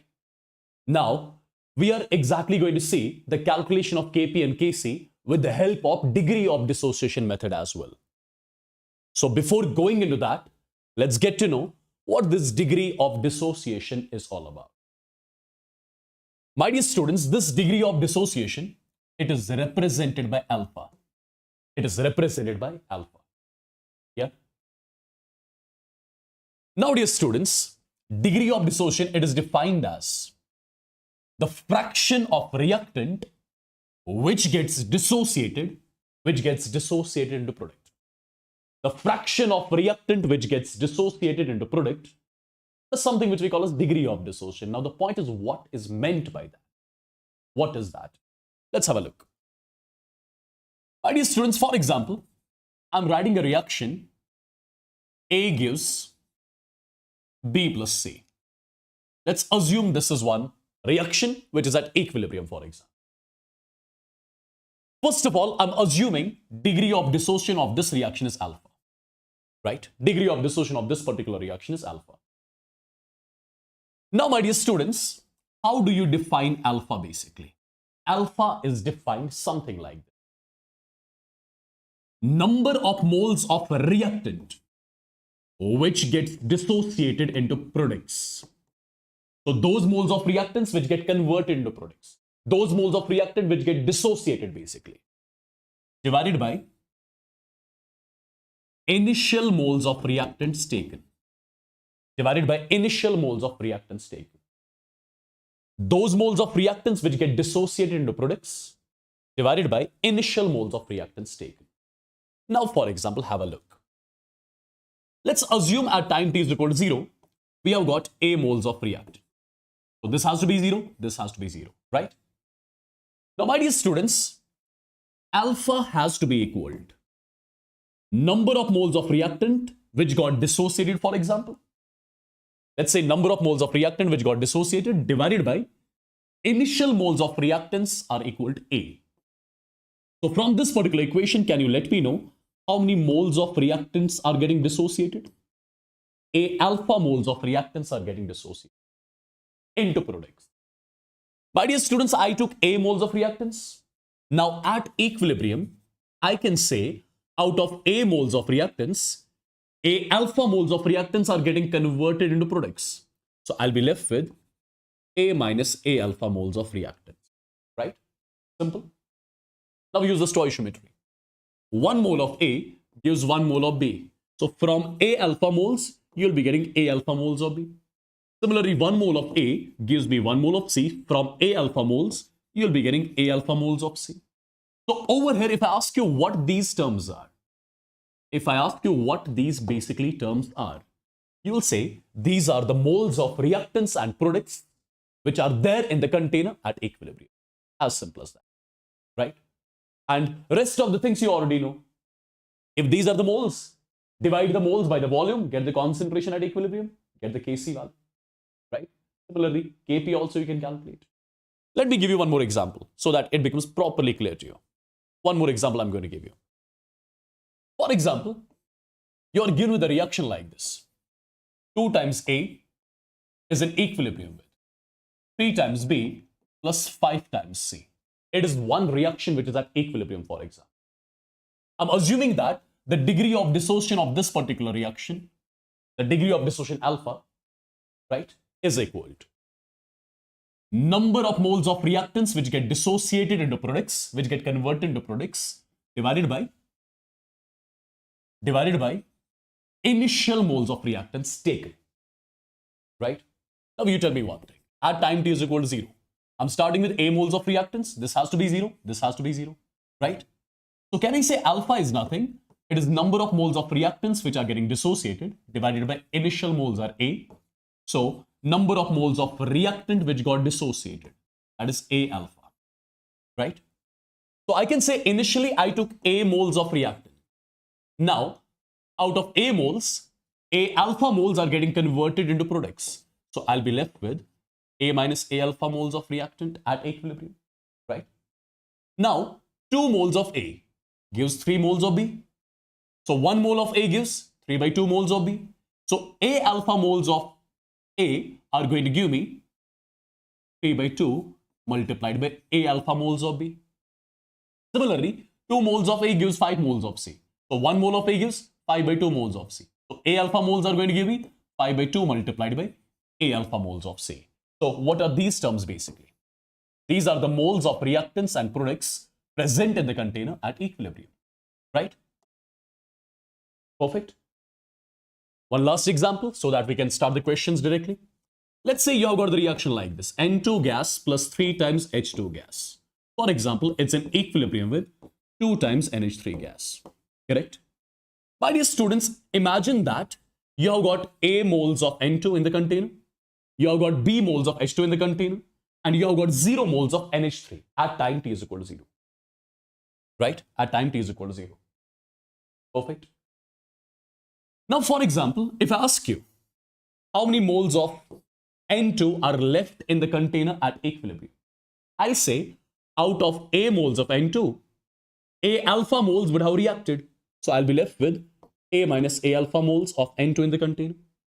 So 1 mole of N2 reacts with 3 moles. So A alpha would have reacted with 3 times A alpha. So I'll be left with B minus 3 A alpha moles of H2 in the container.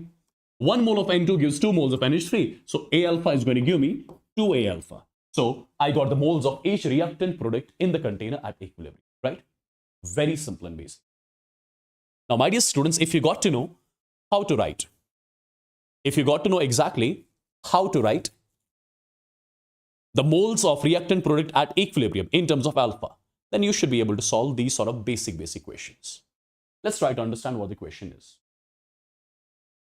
Calculate the Kp for dissociation of 1 mole of PCl5. So as per the question, you're dissociating PCl5. And do remember PCl5, it gets dissociated into PCl3 gas. And with this, you'll be writing Cl2 gas. Correct? Now, if I ask you at time t is equal to 0, we have got A moles of reactants. And it's mentioned that we are starting with 1 mole of reactant. So A value has to be 1. Correct? So this is going to be 0. Even this is going to be 0. Perfect. Before doing the question, do remember percentage dissociation. Percentage dissociation is always equal to degree of dissociation multiplied by 100. Percentage dissociation is always equal to degree of dissociation multiplied by 100. So as per the question, it's mentioned that 20% reactant is being dissociated. So 20% reactant is being dissociated, right? So what is the value of alpha from here? I'll say alpha is nothing, it will be 0.2. I'm given it percentage dissociation. I converted it into degree of dissociation. Now you already know out of A moles of reactants, how many moles of reactants got dissociated? Out of A moles, I must say, out of A moles, A alpha would have got dissociated. So I'll be left with A minus A alpha moles of reactant. Now 1 mole of PCl5 gives 1 mole of PCl3. From A alpha, you get A alpha. Even this is A alpha. Correct? Now, my dear students, A value you know, alpha value you know. So get the moles of reactants and products present in the container at equilibrium. A is 1. 1 minus 0.2, that is 0.8. Right? 1 into 0.2, that is 0.2. So this is also 0.2. So what is the 0.2, 0.8, 0.8? These are the moles of reactants products present in the container at equilibrium. Right? What are we supposed to calculate? We are supposed to calculate Kp. If I ask you what Kp is basically, how do we write the expression for Kp? It's partial pressure of PCl3. It is partial pressure of PCl3 at equilibrium raised for stoichiometric coefficient 1. Partial pressure of Cl2 at equilibrium raised for stoichiometric coefficient 1 divided by partial pressure of PCl5 at equilibrium raised for stoichiometric coefficient 1. So in order to calculate Kp, what do I need? I need the partial pressure of each reactant product at equilibrium. What did I calculate? I calculated the moles of each reactant product at equilibrium. Now you tell me one thing. If I ask you how many total moles are there in the container at equilibrium? 0.8 plus 0.2 plus 0.2, which makes it 1.2. So I'm dividing here with total moles at equilibrium. So what did I get? Moles of PCl5 left in the container at equilibrium divided by total moles. So this is mole fraction of PCl5 at equilibrium, mole fraction of PCl3 at equilibrium, mole fraction of Cl2 at equilibrium. Now multiply these mole fractions by the total pressure. Total pressure is 1 atm. So multiplying them with 1, I'll be getting the partial pressure of each reactant product. So partial pressure of PCl3 at equilibrium will be 4 by 3.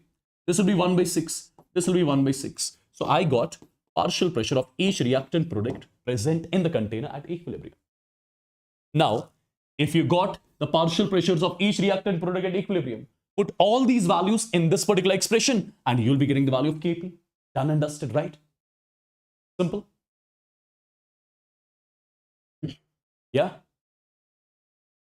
You can use the mole method as well. The choice solvers, right? The choice solvers. So basically, the x which we used in the mole method, here instead of x, what are we using? Instead of x, we are using A alpha. So x is basically equal to A alpha in short. Yeah. There it used to be A minus x. Here it is going to be A minus A alpha. I hope you can relate it properly now. I hope you can do that. You can relate it properly. Now guys, one more question, for example. Look at this particular question. The degree of dissociation of N2O4 at 1.5 atm and 25 degrees centigrade is 0.25. So basically, as per the question, degree of dissociation is given to me as 0.25. Calculate Kp for the reaction. The reaction is N2O4 gas is in equilibrium with 2 times NO2 gas, right? The degree of dissociation is alpha. Now start the same procedure again. Let's assume that we have got A moles of N2O4 in the container at initial conditions. So this is going to be 0. Now tell me at equilibrium, out of A moles of reactant, I must say A alpha moles got converted into products. So I'll be left with A minus A alpha. 1 mole gives 2 moles. From A alpha, you get 2 times A alpha. So I would say 2 times A alpha moles of NO2 would have got formed in the container at equilibrium. What do we need to calculate? I basically need to calculate Kp value. What is Kp? Kp is nothing, it is partial pressure of NO2 at equilibrium raised by stoichiometric coefficient, that's 2, divided by partial pressure of N2O4 at equilibrium raised by stoichiometric coefficient 1. So I need what exactly? I need the partial pressure of NO2 and N2O4 at equilibrium. Now my dear students, tell me one thing. How many total moles are there in the container at equilibrium? The total moles present in the container at equilibrium is A minus A alpha plus 2 times A alpha, which makes it A plus A alpha. These are the total moles present in the container at equilibrium. Now, if I divide this term by the total moles, A plus A alpha, if I divide this term by the total moles, A plus A alpha, can I say I got the mole fraction of each reactant product in the container at equilibrium? Absolutely. Multiply these mole fractions by the total pressure at equilibrium. Total pressure is 1.5. So multiplying here with 1.5 and multiplying here with 1.5.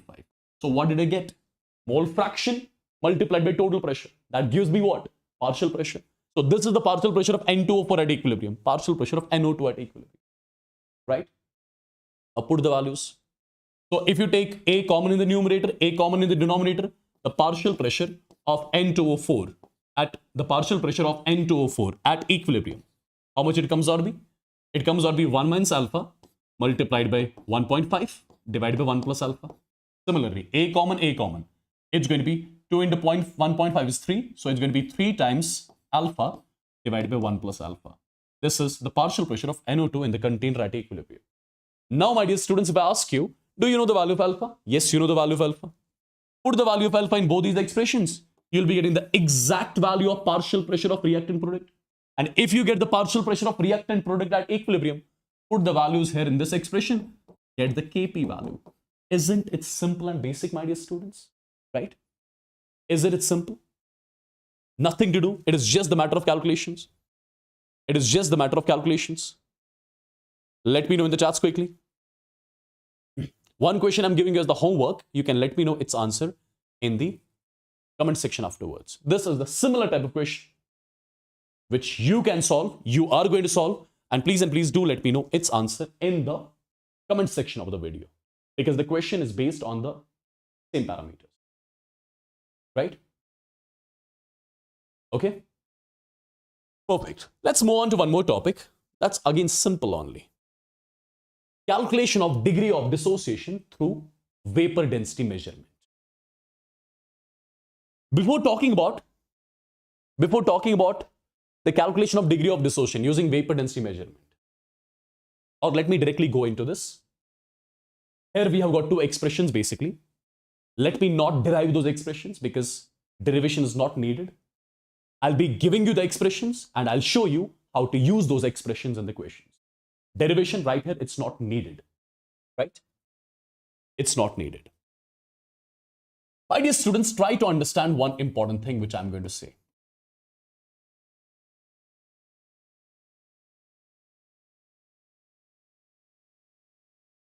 Try to understand one important thing which I'm going to say.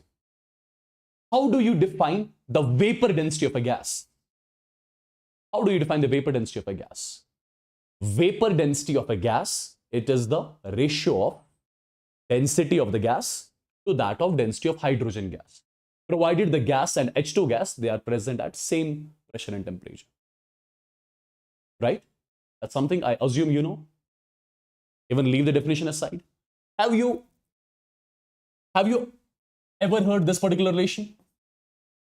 Molar mass of a gas is equal to 2 times the vapor density of the gas. Have you ever come across this? I have discussed this in mole concept as well, if you remember. Whenever vapor density of a gas is given, you just have to multiply vapor density by 2. You'll be getting what? You'll be getting molar mass of the gas. Right? Perfect. Now try to understand. For example, I've got the reaction like this. AN in equilibrium with, or let me write it simply like this, just a second. A gives N times B. A gives N times B. Stoichiometric coefficient here is 1, here it is N. I'm assuming that N value is greater than 1. Right? I'm assuming that N value is greater than 1. That means N can be 2, it can be 3, it can be 4. Imagine N is 2. So at that point of time, can I say one particle of A is giving basically 2 particles? N can be 3. So one particle is giving 3 particles, one particle is giving 4 particles, one particle is giving 5 particles, 6 particles. So is this the case of dissociation or association? One particle is giving more than one particle. So this is the case of dissociation. Right? My dear students, the degree of dissociation alpha can be calculated with the help of one result. What is that result? I'm directly giving you the result, right? No need of derivation over here.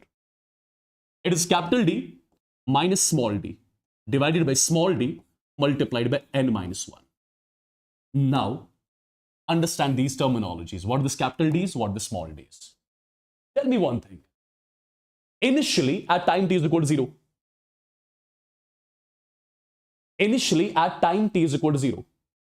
Do we have only one gas in the container? That is gas A. Do we have only one gas in the container? Absolutely, that's gas A at time t is equal to 0. Right? Vapor density of gas A at time t is equal to 0. Vapor density of reactant at time t is equal to 0. That is denoted by capital D, which is something I call as theoretical vapor density.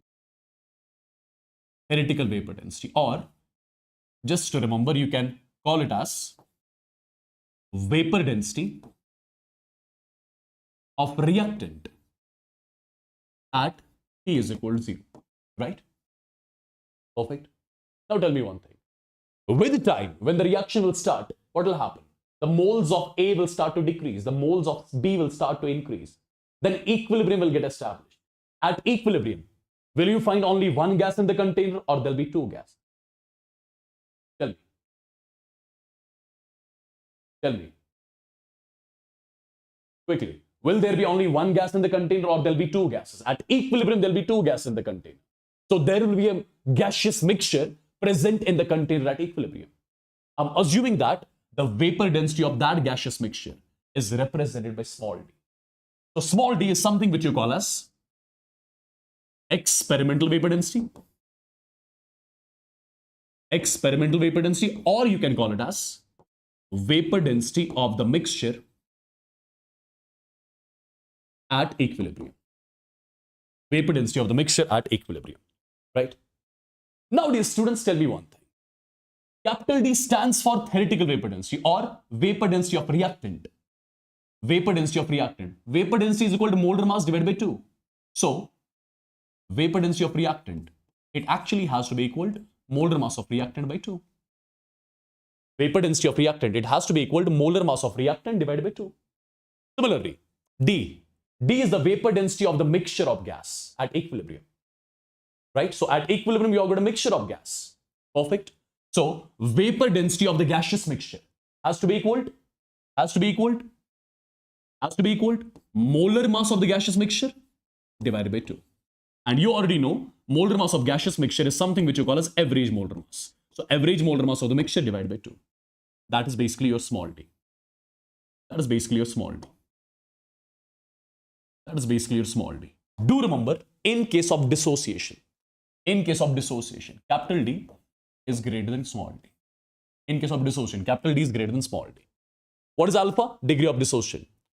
Capital D, what is it? It is theoretical vapor density. Vapor density of reactant at time t is equal to 0. Vapor density of equilibrium mixture. What is N? What is N basically here? N stands for the number of moles. The number of moles of product. The number of moles of product produced from 1 mole of reactant. Produced from 1 mole of reactant. For example, let's say you go to the reaction like this. A gas, it gives 2 times B gas plus 3 times C gas. If I ask you what is the N value for this, tell me from 1 mole of reactant, how many moles of products you are getting? From 1 mole of reactant, you are getting 5 moles of products. So N value here is 5. N value here is 5. If I ask you, for example, you have got the reaction like this. PCl5 gas, it is an equilibrium with PCl3 gas plus Cl2 gas.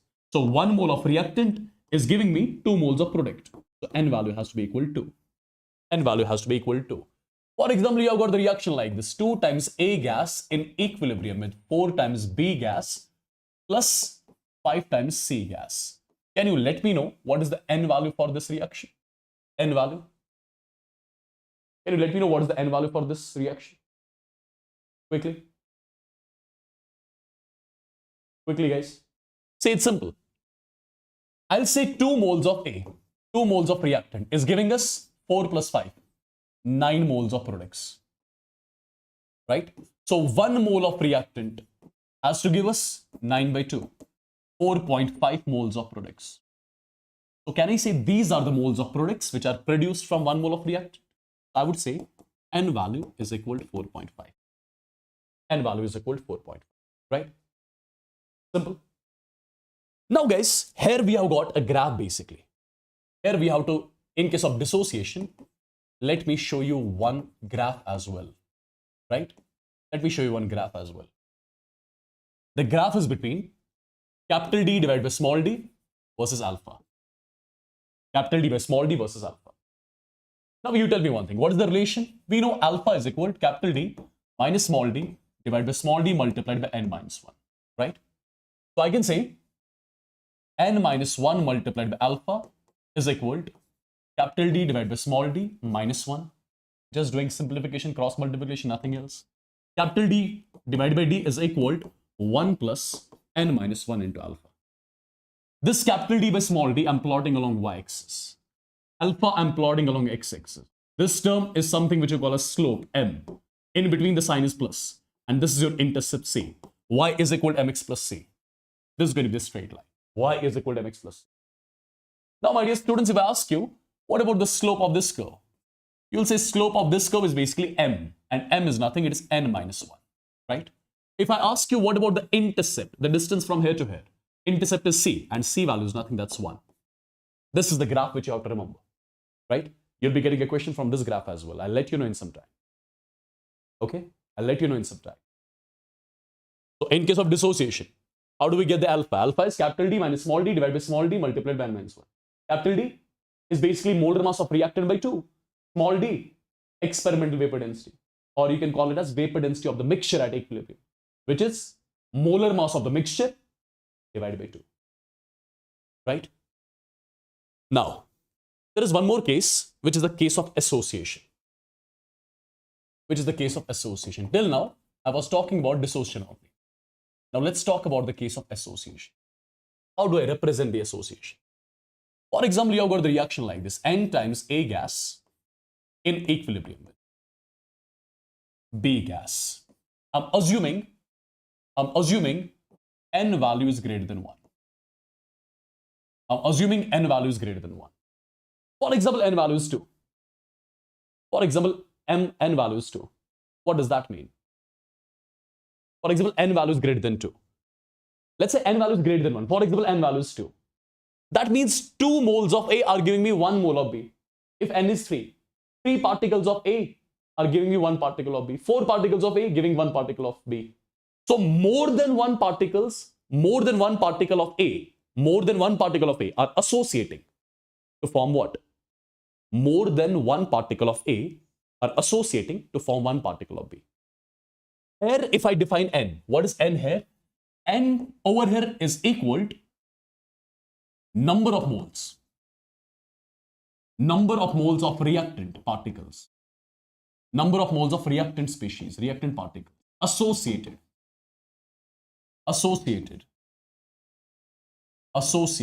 to form 1 mole of product. Right?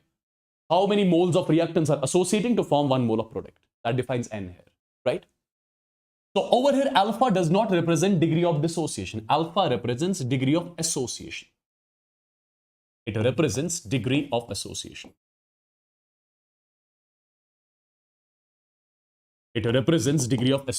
And it will be equal to, as per formula, capital D minus small d divided by small d multiplied by 1 divided by n minus 1. 1 by n minus 1. It has a derivation as well. I'm not showing the derivation. That's of no need to you. You just need to remember this result. In case of association, alpha has to be equal to capital D minus small d divided by small d multiplied by 1 by n minus 1. Yeah? Right? Now, my dear students, already you know what is capital D. Heretical vapor density. Vapor density of reactant at time t is equal to 0, which is molar mass of reactant by 2. What is small d? Vapor density of mixture at equilibrium, right? Which is molar mass of the mixture divided by 2, right? What is alpha? Degree of association. What is N? N stands for the number of moles of reactants,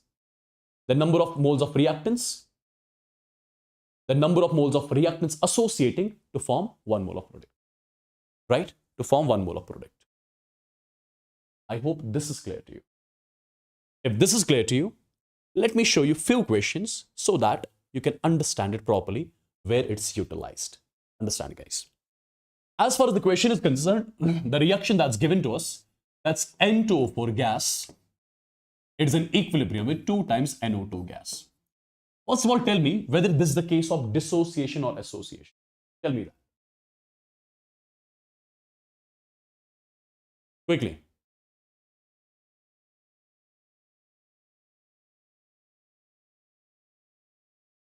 Is this the case of dissociation or association? See, 1 particle of A is giving you 2 particles of B, right? So 1 particle is dissociating into 2 particles. So I would say this is the case of dissociation, and N value is equal to 2. You got the value of N. So you got to know N value is equal to 2. So N value you got. Perfect. The vapor density of N2O4 and NO2 mixture at equilibrium. So vapor density of the mixture at equilibrium. That's represented by small d. That's given to me as 30, right? calculate the percentage dissociation. Calculate the percentage dissociation. What is percentage dissociation all about? It is equal degree of dissociation multiplied by 100. So basically, how get the value of alpha? You need to get the value of alpha. Once we get the value of alpha, multiply with 100, get the percentage dissociation. Now, guys, try to understand. Then this is the case of dissociation. In case of dissociation, alpha is equal to capital D minus small d divided by small d multiplied by n minus 1, right? So alpha is equal. What is capital D basically? Capital D is theoretical vapor density of reactant, which is molar mass of reactant divided by 2. What is the molar mass of reactant? Molar mass of reactant, when you calculate, it's 92 divided by 2. So the value comes out to be 46. Do you see? It is 46, this is 30. I told you capital D is greater than small d in case of dissociation, right? So capital D is 46, small d is 30 divided by 30 multiplied by n minus 1. So 2 minus 1. When you solve it, the value approximately comes out to be 0.52. So what is this 0.52? This is the degree of dissociation. Am I supposed to calculate degree of dissociation or percentage dissociation? Percentage dissociation is 0.52 multiplied by 100, 52%. So what does this 52% mean? It means after the completion of 52% of the reaction, after the completion of 52% of the reaction, equilibrium would have got established in the reaction, right? Once 52% reactant gets converted into product, at that point of time, equilibrium got established in the reaction. Yeah? Clear? Is it clear? Let me know once in the chats. I can move on then to one more question.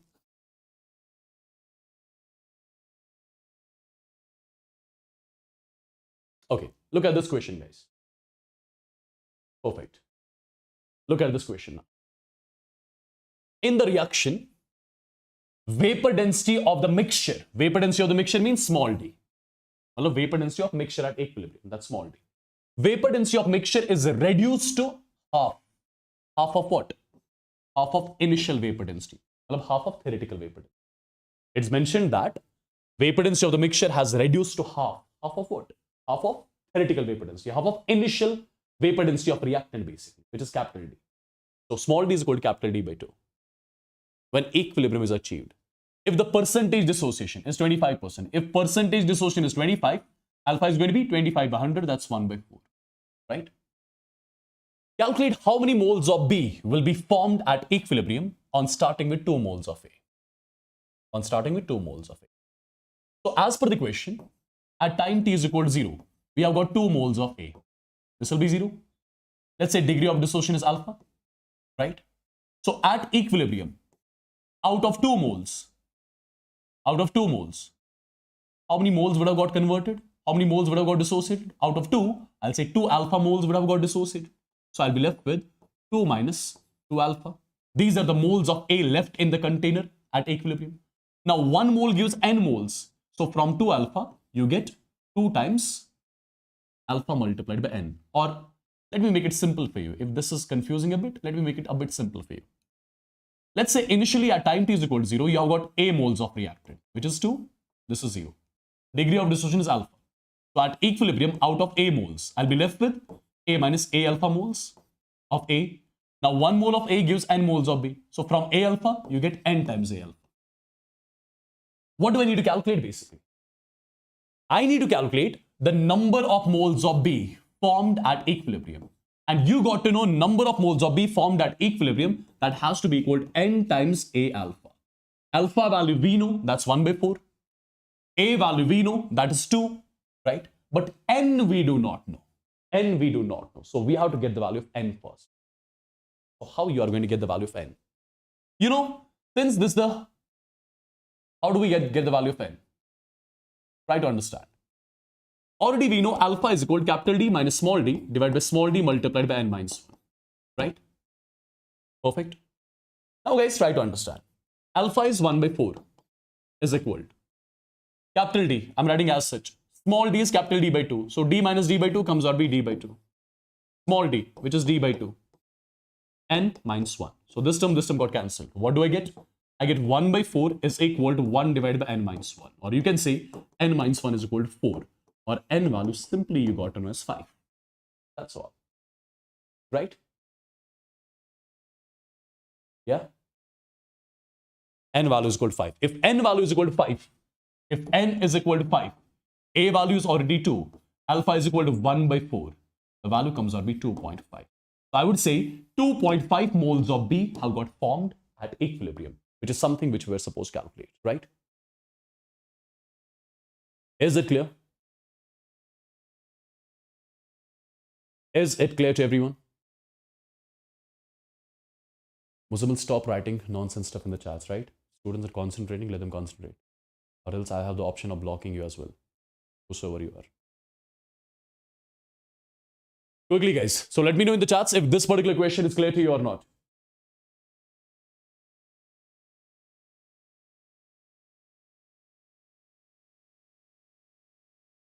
So we got to know 2.5 moles of B have got formed at the end. Like, at the end means at equilibrium. All right. One more question for you. Can you give it a try? Can you give this question a try? Look at it.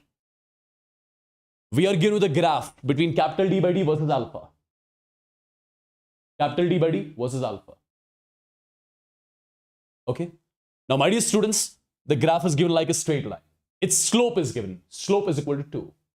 Already I told you slope is nothing. It's n minus 1. So basically, n minus 1 value is equal to 2. This is something which is given to me. N minus 1 value is equal to 2. Yeah, you can get the hell out of here. Yeah. Go wherever you want.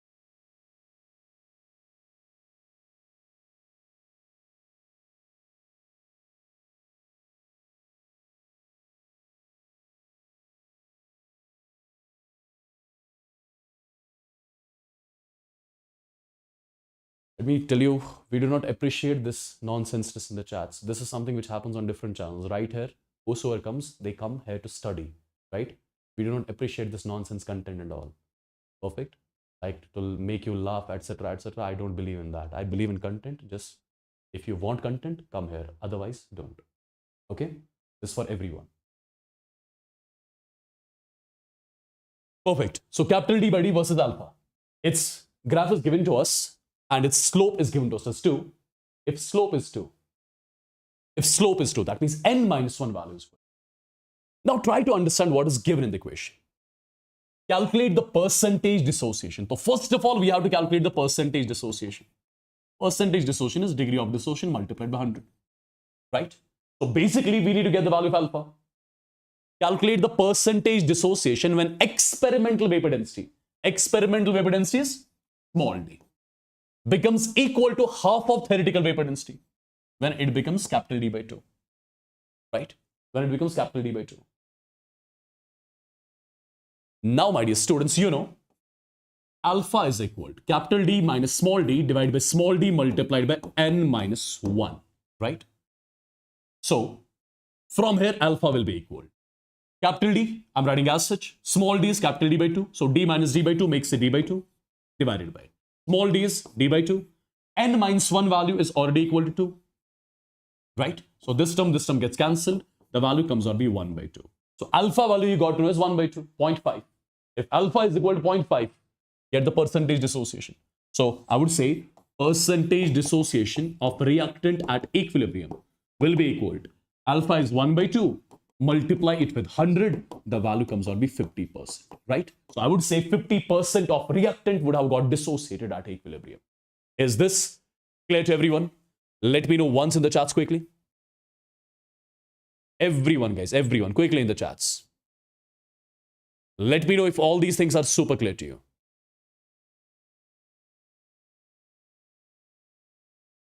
Yeah?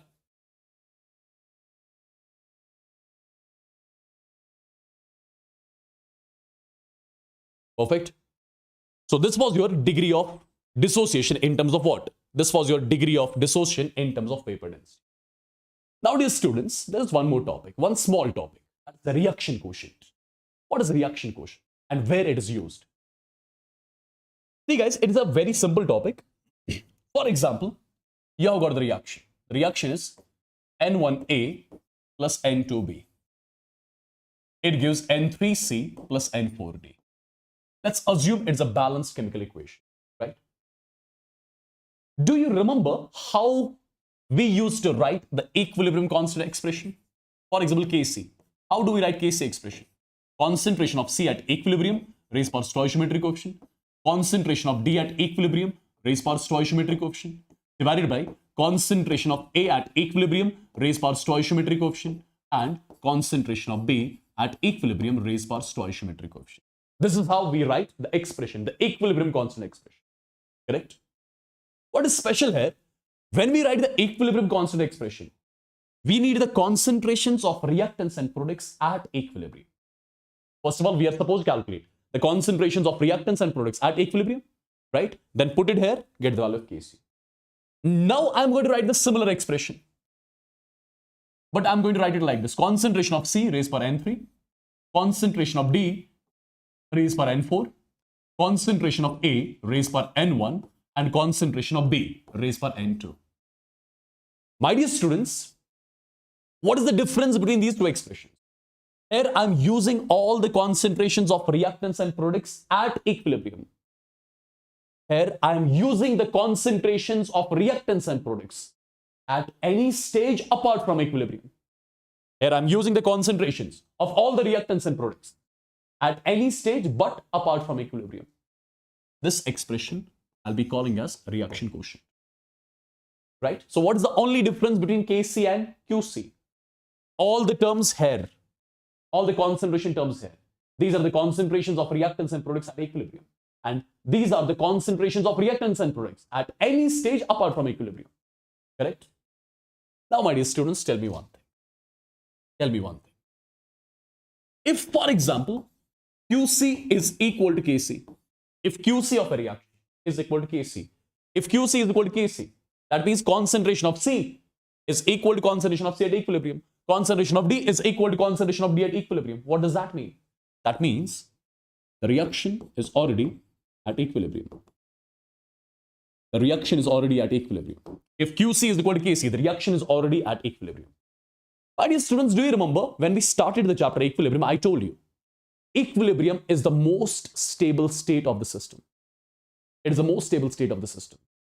Every reaction, every reversible reaction wants to attain equilibrium as soon as possible. Right? As soon as possible. What does that mean? That means every reaction wants to have its QC. Every reaction wants to have its QC to become equal to Kc as soon as possible. Because once QC becomes equal to Kc, then only we can say reaction is at equilibrium, right? So every reaction wants to make its QC same as that of Kc. Perfect? That means if the QC value of the reaction is less than that of Kc, what will happen? What will happen? QC will try to increase its value such that it becomes equal to Kc. And once it becomes equal to Kc, the reaction is at equilibrium. Yeah? Okay.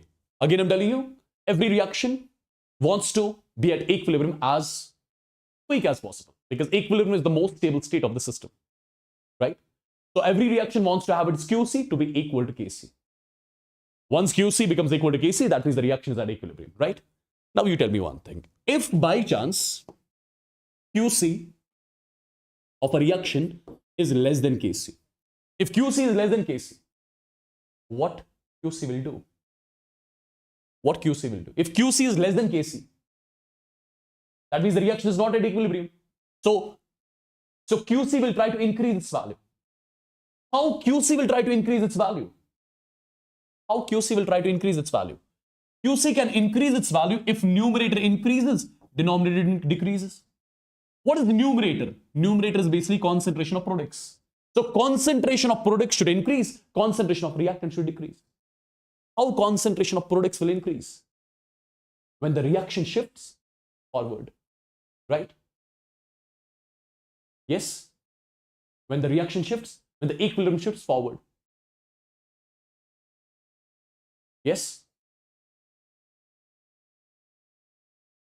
Is this clear? Perfect. So in this particular case, it's going to be forward shift. Right? Now you tell me one thing. If by chance QC is greater than KC, is the reaction at equilibrium? No. Reaction is only at equilibrium if QC is equal to KC. If by chance QC is greater than KC, QC will try to decrease its value. How QC will decrease its value? QC can decrease its value. QC can decrease its value if this term decreases, numerator decreases, denominator increases. Numerator decrease means concentration of products should decrease. Concentration of products, how? How it will decrease? How concentration of products will decrease? When the shift will be backward. When the shift will be backward. So do remember this particular point. This is important. This is important, my dear students. Do remember this particular point. Q greater than KEQ. Q greater than KC. Backward shift favors. Q less than KC. Forward shift favors. And Q equal to KEQ. That means the reaction is at equilibrium. And why am I teaching you this? Because I have to teach you one last topic here. That is Le-Chatelier principle.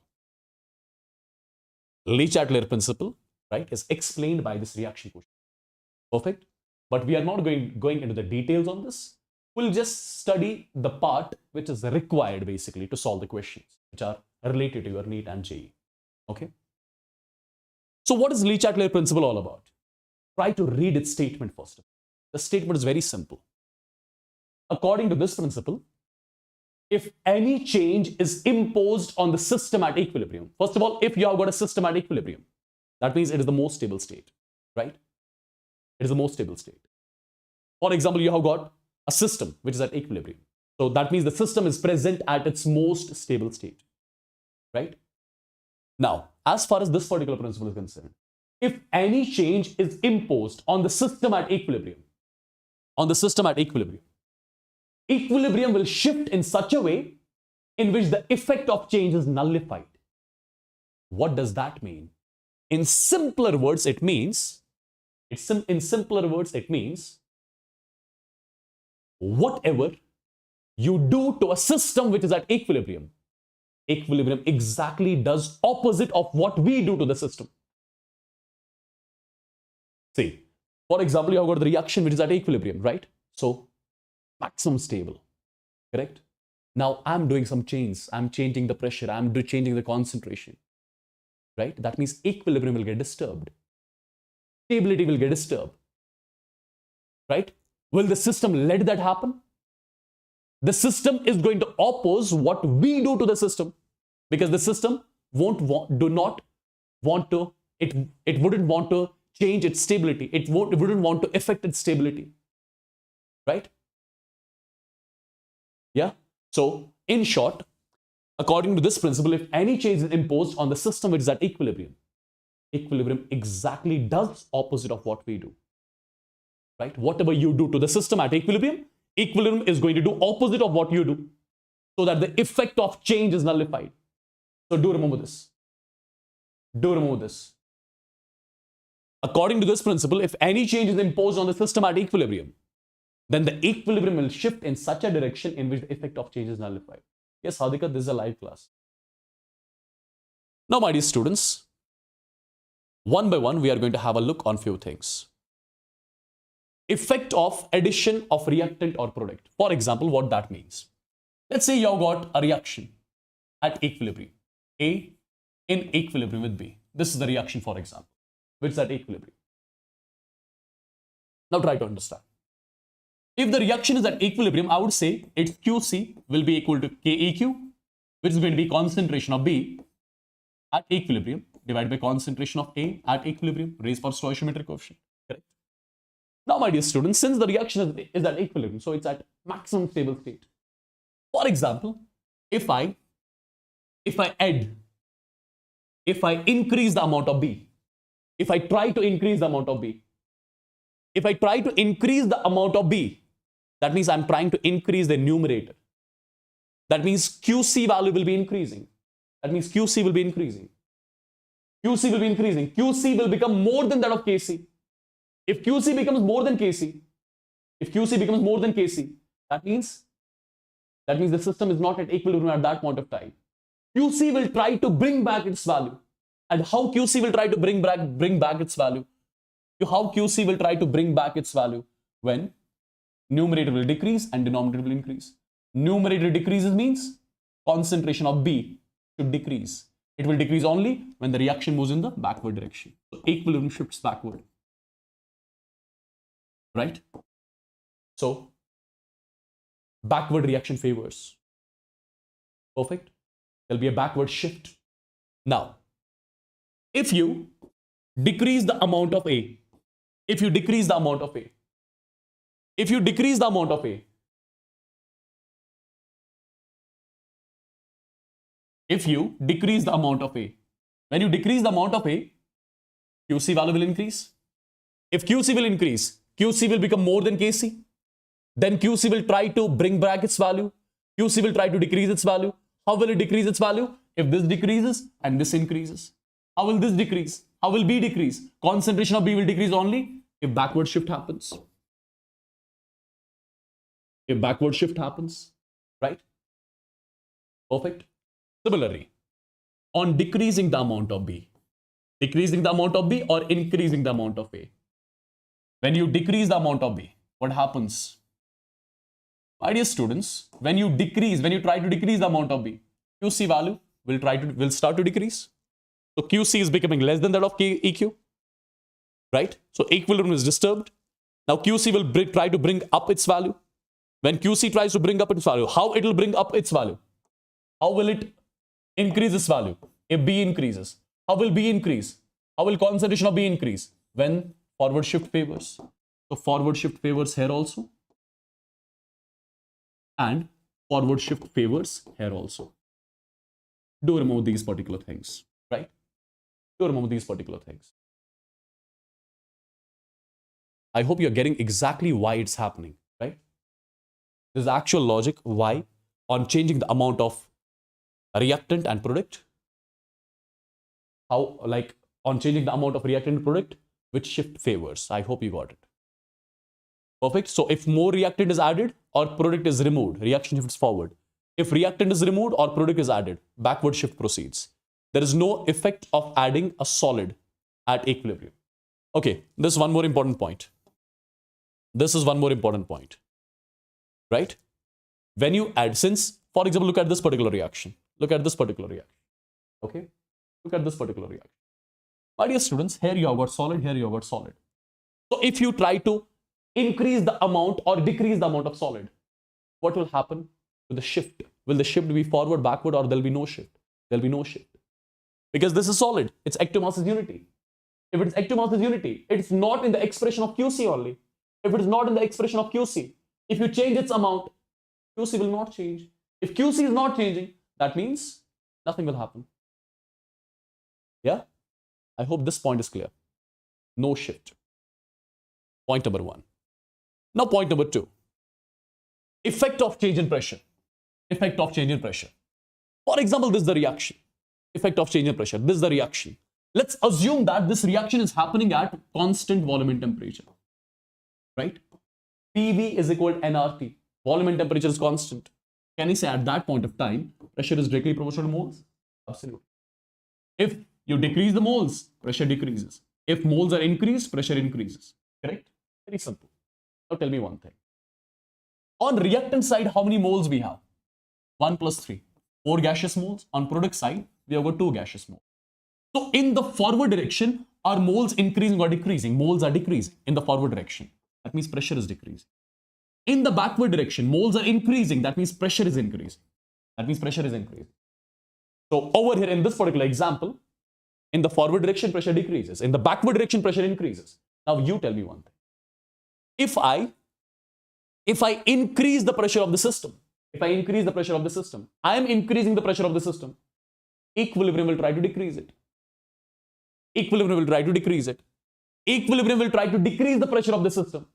So it will make sure equilibrium shifts forward. It will make sure the reaction shifts forward, because in the forward direction only, the pressure is decreasing. Because it has to nullify the effect of change. See, in the forward direction, pressure is decreasing. In the backward direction, pressure is increasing. Now, if I increase the pressure, equilibrium will try to decrease it. So it will make sure the reaction shifts forward. Because in the forward direction only, pressure is decreasing. Perfect? Due to which the effect of change will be nullified. Look at the forward direction. In the forward direction, are the gaseous moles increasing or decreasing? In the forward direction, gaseous moles are decreasing. So can I say something in short? on increasing the pressure, reaction will shift in such a direction in which the total gaseous moles decreases. When you try to increase the pressure, reaction will shift in such a direction in which the total gaseous moles decreases, right? Now, there is a separate debate for that. If gaseous moles are decreasing in forward direction, the reaction goes forward. If the gaseous moles are decreasing in backward direction, the reaction goes backward. As simple as that. Perfect. Now look at this particular reaction. 1 plus 1, 2. 1, here it is 2. So in the forward direction or backward direction, are the moles changing? No. If the moles are not changing, pressure is not changing, right? Neither in forward direction nor in backward direction. Now you change the pressure, you increase or decrease the pressure, nothing will happen. There will be no shift. So any such reaction whose delta and G is 0, if you change the pressure, nothing will happen. There will be no shift at all, right? There will be no shift at all. This is one more important point. Now comes to the most important point, that is effect of temperature.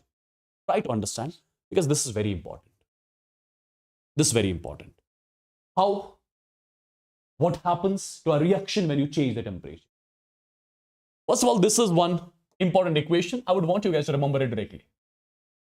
Log of K2 divided by K1 is equal to delta H divided by 2.303 R, 1 by T2 minus 1 by T1. My dear students, imagine that you have got a reaction at equilibrium, right? I'm assuming that when the temperature was T1, at that point of time, equilibrium constant of the reaction was K1, right? Let's assume when the temperature of the reaction, when the reaction was carried out at temperature T1, at that point of time, its equilibrium constant was K1. Now, for example, I'm changing the temperature of the reaction from T1 to T2.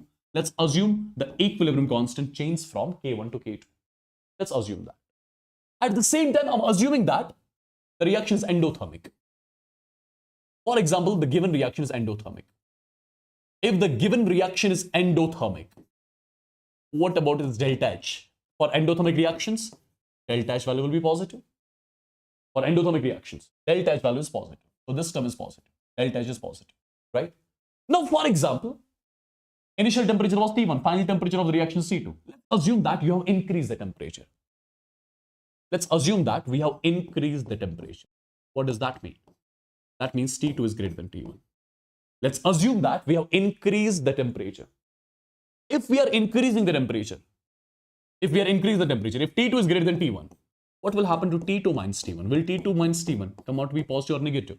T2 minus T1 will come out to be positive, right? And over here it is T2 minus T1. So this term is also coming out to be positive. So for the endothermic reaction, if you increase the temperature, see delta H for endothermic is already positive. Now this term, T2 minus T1, this term is also positive. So positive makes the whole term positive. So I can say log of K2 divided by K1. This term has to be positive, right? When is log of X positive? Log of X is positive only when X is greater than 1, which clearly tells me K2 has to be greater than, K1. What is K2? K2 is the equilibrium constant at temperature T2, right? So what did we do? We increased the temperature and equilibrium constant is also increasing. So do remember, my dear students, in case of endothermic reactions, when you increase the temperature, equilibrium constant increases. That means equilibrium constant is directly proportional to temperature in case of which particular reaction? In case of endothermic reaction, right? One mistake which you can do here, which I think you can do, try to understand, try to rectify that. See, my dear students, you know, equilibrium constant is actually basically the ratio of rate constant of forward to that of rate constant of backward reaction. This is the actual equilibrium constant. Rate constant of forward to that of rate constant of backward. Now we know on increasing the temperature of endothermic reaction, equilibrium constant increases. If equilibrium constant increases, does that mean Kf increases and Kb decreases? Does that mean Kf increases and Kb decreases? No, the case is not that. The case is not that. Do remember one simple thing. When you increase the temperature of the reaction, on increasing the temperature, rate constant of forward as well as rate constant of backward, both the terms increase. Both the terms increase. Rate constant of forward as well as backward reaction increases on increasing the temperature. Now, what exactly are we doing? We are increasing the temperature of the reaction, of the endothermic reaction. When you increase the temperature, equilibrium constant will increase because directly proportional. Now, we know on increasing the temperature, Kf increases as well as Kb increases. Correct? If Kf also increases, Kb also increases. This term also has to increase. That means increase in the value of Kf will be more than that of increase in the value of Kb. If the increase in the value of Kf is more than that of increase in the value of Kb, then only this whole term will increase. Then only Keq will increase. So my dear students, try to remember one particular statement. On increasing the temperature, equilibrium constant of the endothermic reaction increases. And at the same time, increase in the value of Kf is more than that of increase in the value of Kb. That is the reason why overall Keq increases. Right? Do remember this particular statement. This is important. Yeah, this is important. Now, same goes for exothermic. You can check for exothermic as well. Right? You can check for exothermic as well. For example, I'm taking one exothermic reaction. Let's say I've got the exothermic reaction. In case of exothermic reactions, what about the delta H value? Delta H value is negative. What about the equation which we have? It is the log of K2 divided by K1 is equal to delta H divided by 2.303 R. 2.303 R, and it's T2 minus T1 divided by T1 T2. This is the equation. Perfect. Let's say we have got the exothermic reaction A gives B. Right? At temperature T1, the equilibrium constant is K1. At temperature T2, the equilibrium constant is K2. Perfect. For example, you're increasing the temperature of the reaction. If you increase the temperature of the reaction, what will happen to T2 minus T1? T2 minus T1 will be positive. So, on increasing the temperature, T2 minus T1 is coming out to be positive. Delta H is already negative. Positive, negative makes it negative. That means this whole term is negative. So, log of K2 divided by K1 value will come out to be negative. It is only possible when K2 divided by K1 is less than 1. That means K2 has to be less than K1. What was K2? What was K1? K2 was equilibrium constant at temperature T2. K1 was equilibrium constant at temperature T1. So on increasing the temperature, is the equilibrium constant increasing or decreasing? On increasing the temperature, the equilibrium constant of the exothermic reaction that decreases. That means your equilibrium constant, it is inversely proportional to temperature for which reaction? For an exothermic reaction. For an exothermic reaction. Perfect. For endo, it is directly. For exo, it is inversely. Now, again the same thing. You know, equilibrium constant is basically the ratio of rate constant of forward to that of rate constant of backward. Correct?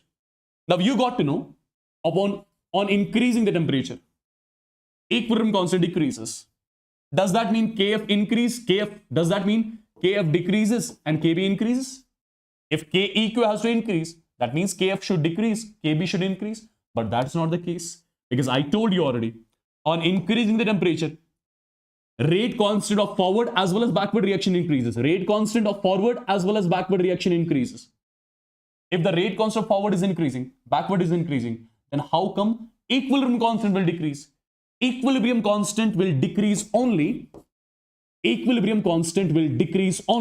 if increase in the value of Kb will be greater than that of increase in the value of Kf. If increase in the value of Kb is more, if the denominator is increasing by more amount, then only the whole term will decrease. So this is one more important statement which I would want you guys to take a note of. Is this clear? Is this clear, guys? So this was your effect of temperature on equilibrium constant. For endothermic reactions, on increasing the temperature, equilibrium constant increases. For exo, on increasing the temperature, equilibrium constant decreases. Right? Perfect. Now, effect of addition of inert gas at constant pressure. When you add an inert gas at constant pressure, what will happen to that due to that? Try to understand. See, guys. Just a second. Okay. So first of all, imagine that this particular reaction, the reaction which we have, just an example, the reaction which we have, assume that this reaction is taking place at constant pressure and temperature. R value is already constant, so volume is directly proportional to moles. You already know it, right?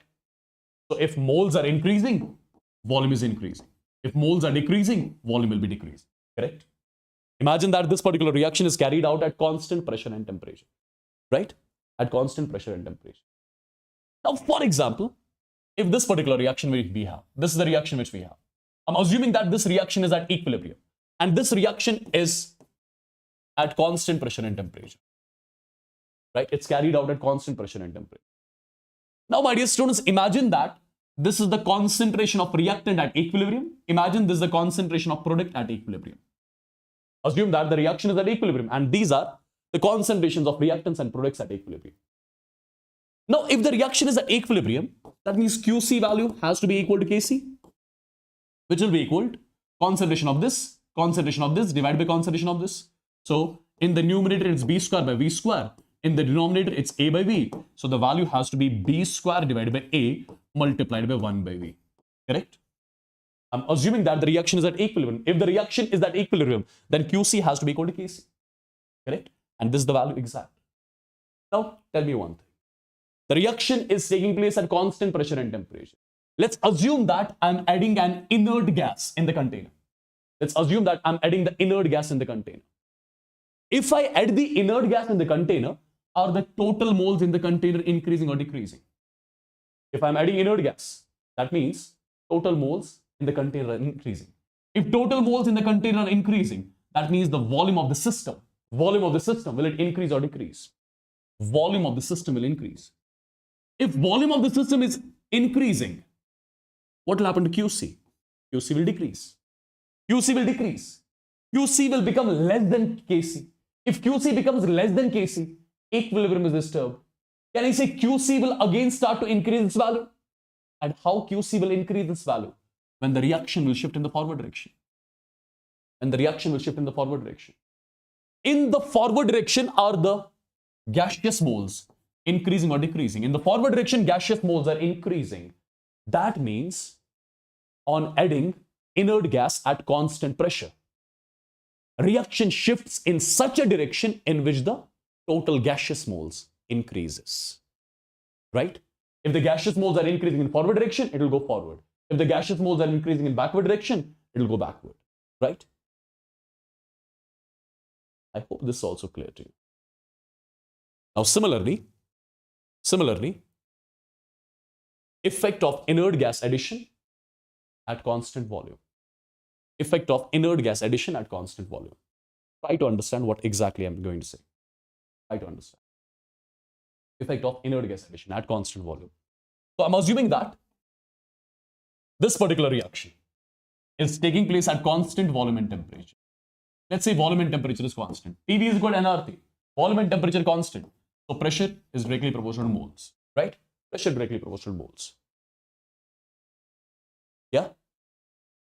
Pressure directly proportional to moles. That means if moles are increasing, pressure will be increasing.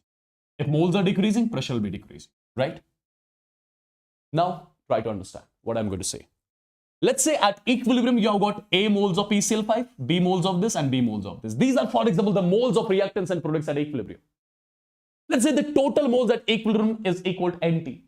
NT stands for total moles present in the mixture at equilibrium.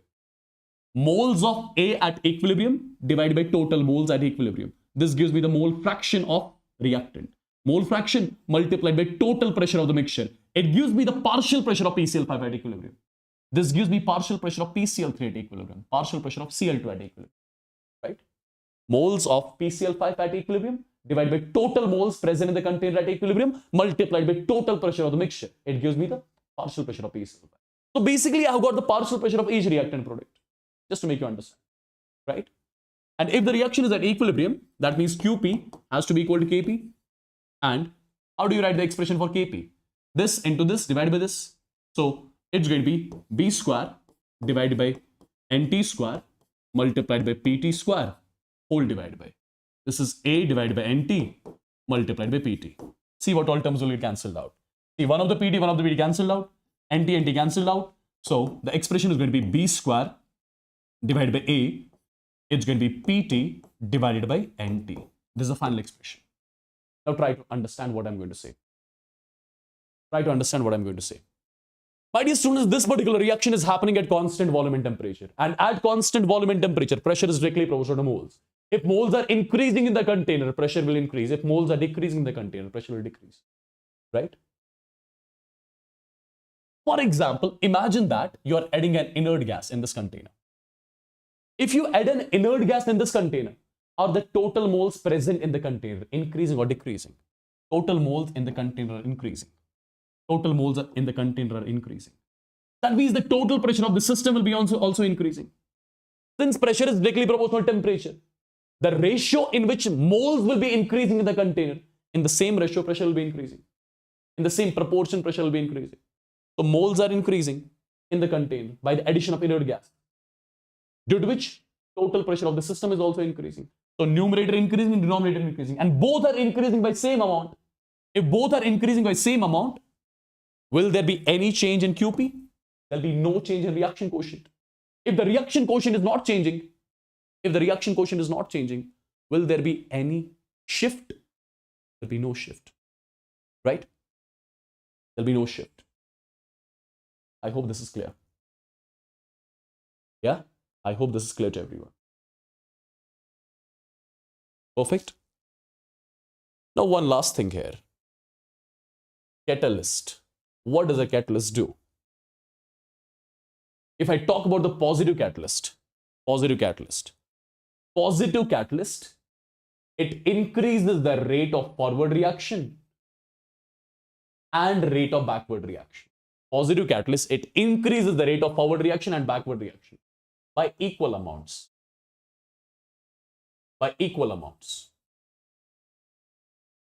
So, due to the addition of positive catalyst, rate of forward and rate of backward reaction increase by equal amounts. If the rate of forward and backward reaction is increasing, I would say equilibrium in the reaction is established a bit early, in lesser time, right? No matter what, whether the equilibrium is established in the reaction early or it takes more time, will it affect the equilibrium concentrations? It won't affect the equilibrium concentrations, right? No doubt, by the addition of positive catalyst, equilibrium comes in the reaction early. In absence of catalyst, it takes long to attain equilibrium in the reaction, right? Will that affect the equilibrium concentrations?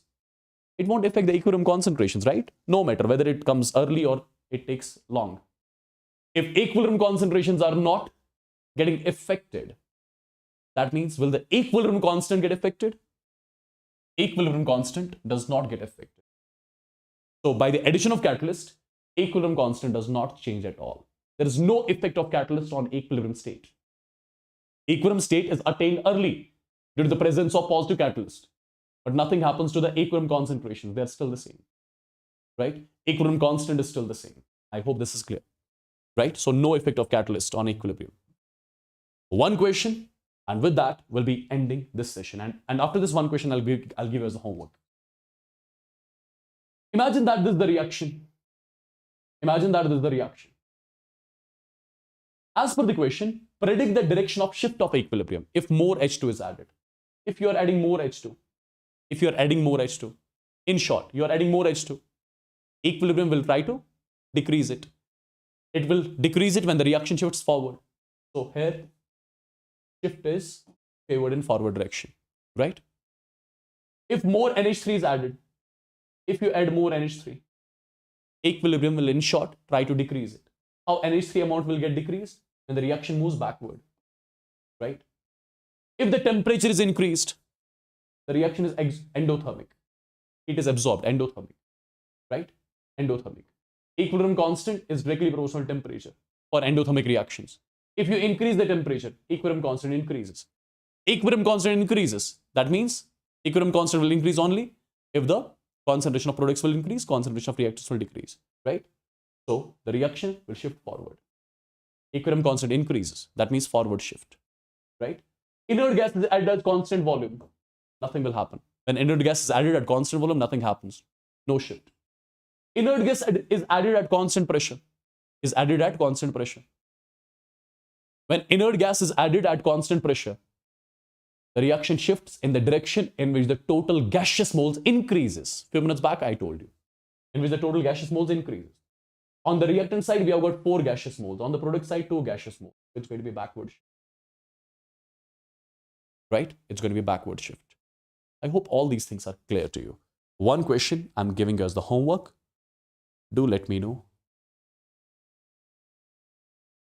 its answer.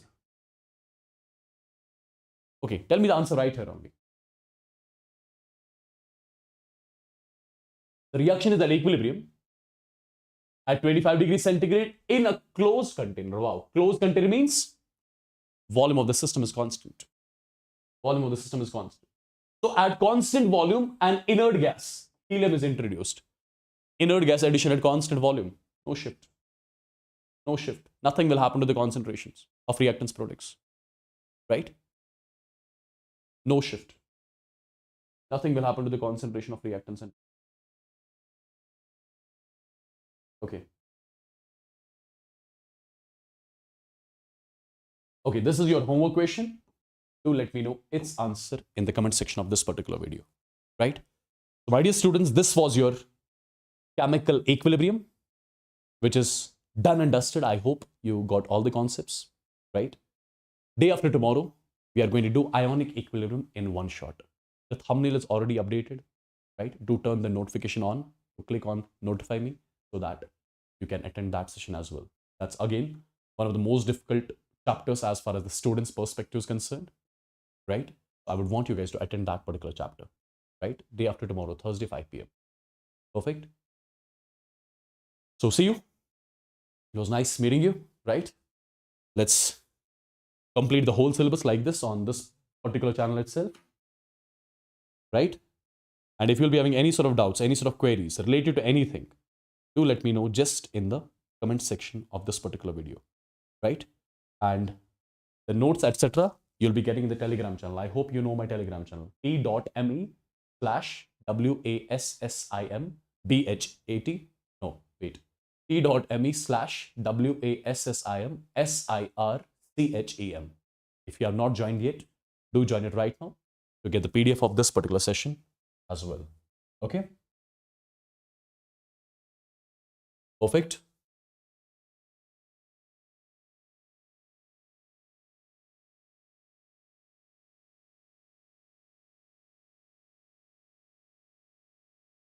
Perfect, guys. So with this, I'll be taking a leave. I'll see you guys day after tomorrow then. Huh? So day after tomorrow, we'll be having ionic equilibrium in one shot. Till then, you guys take care. Bye-bye. See you.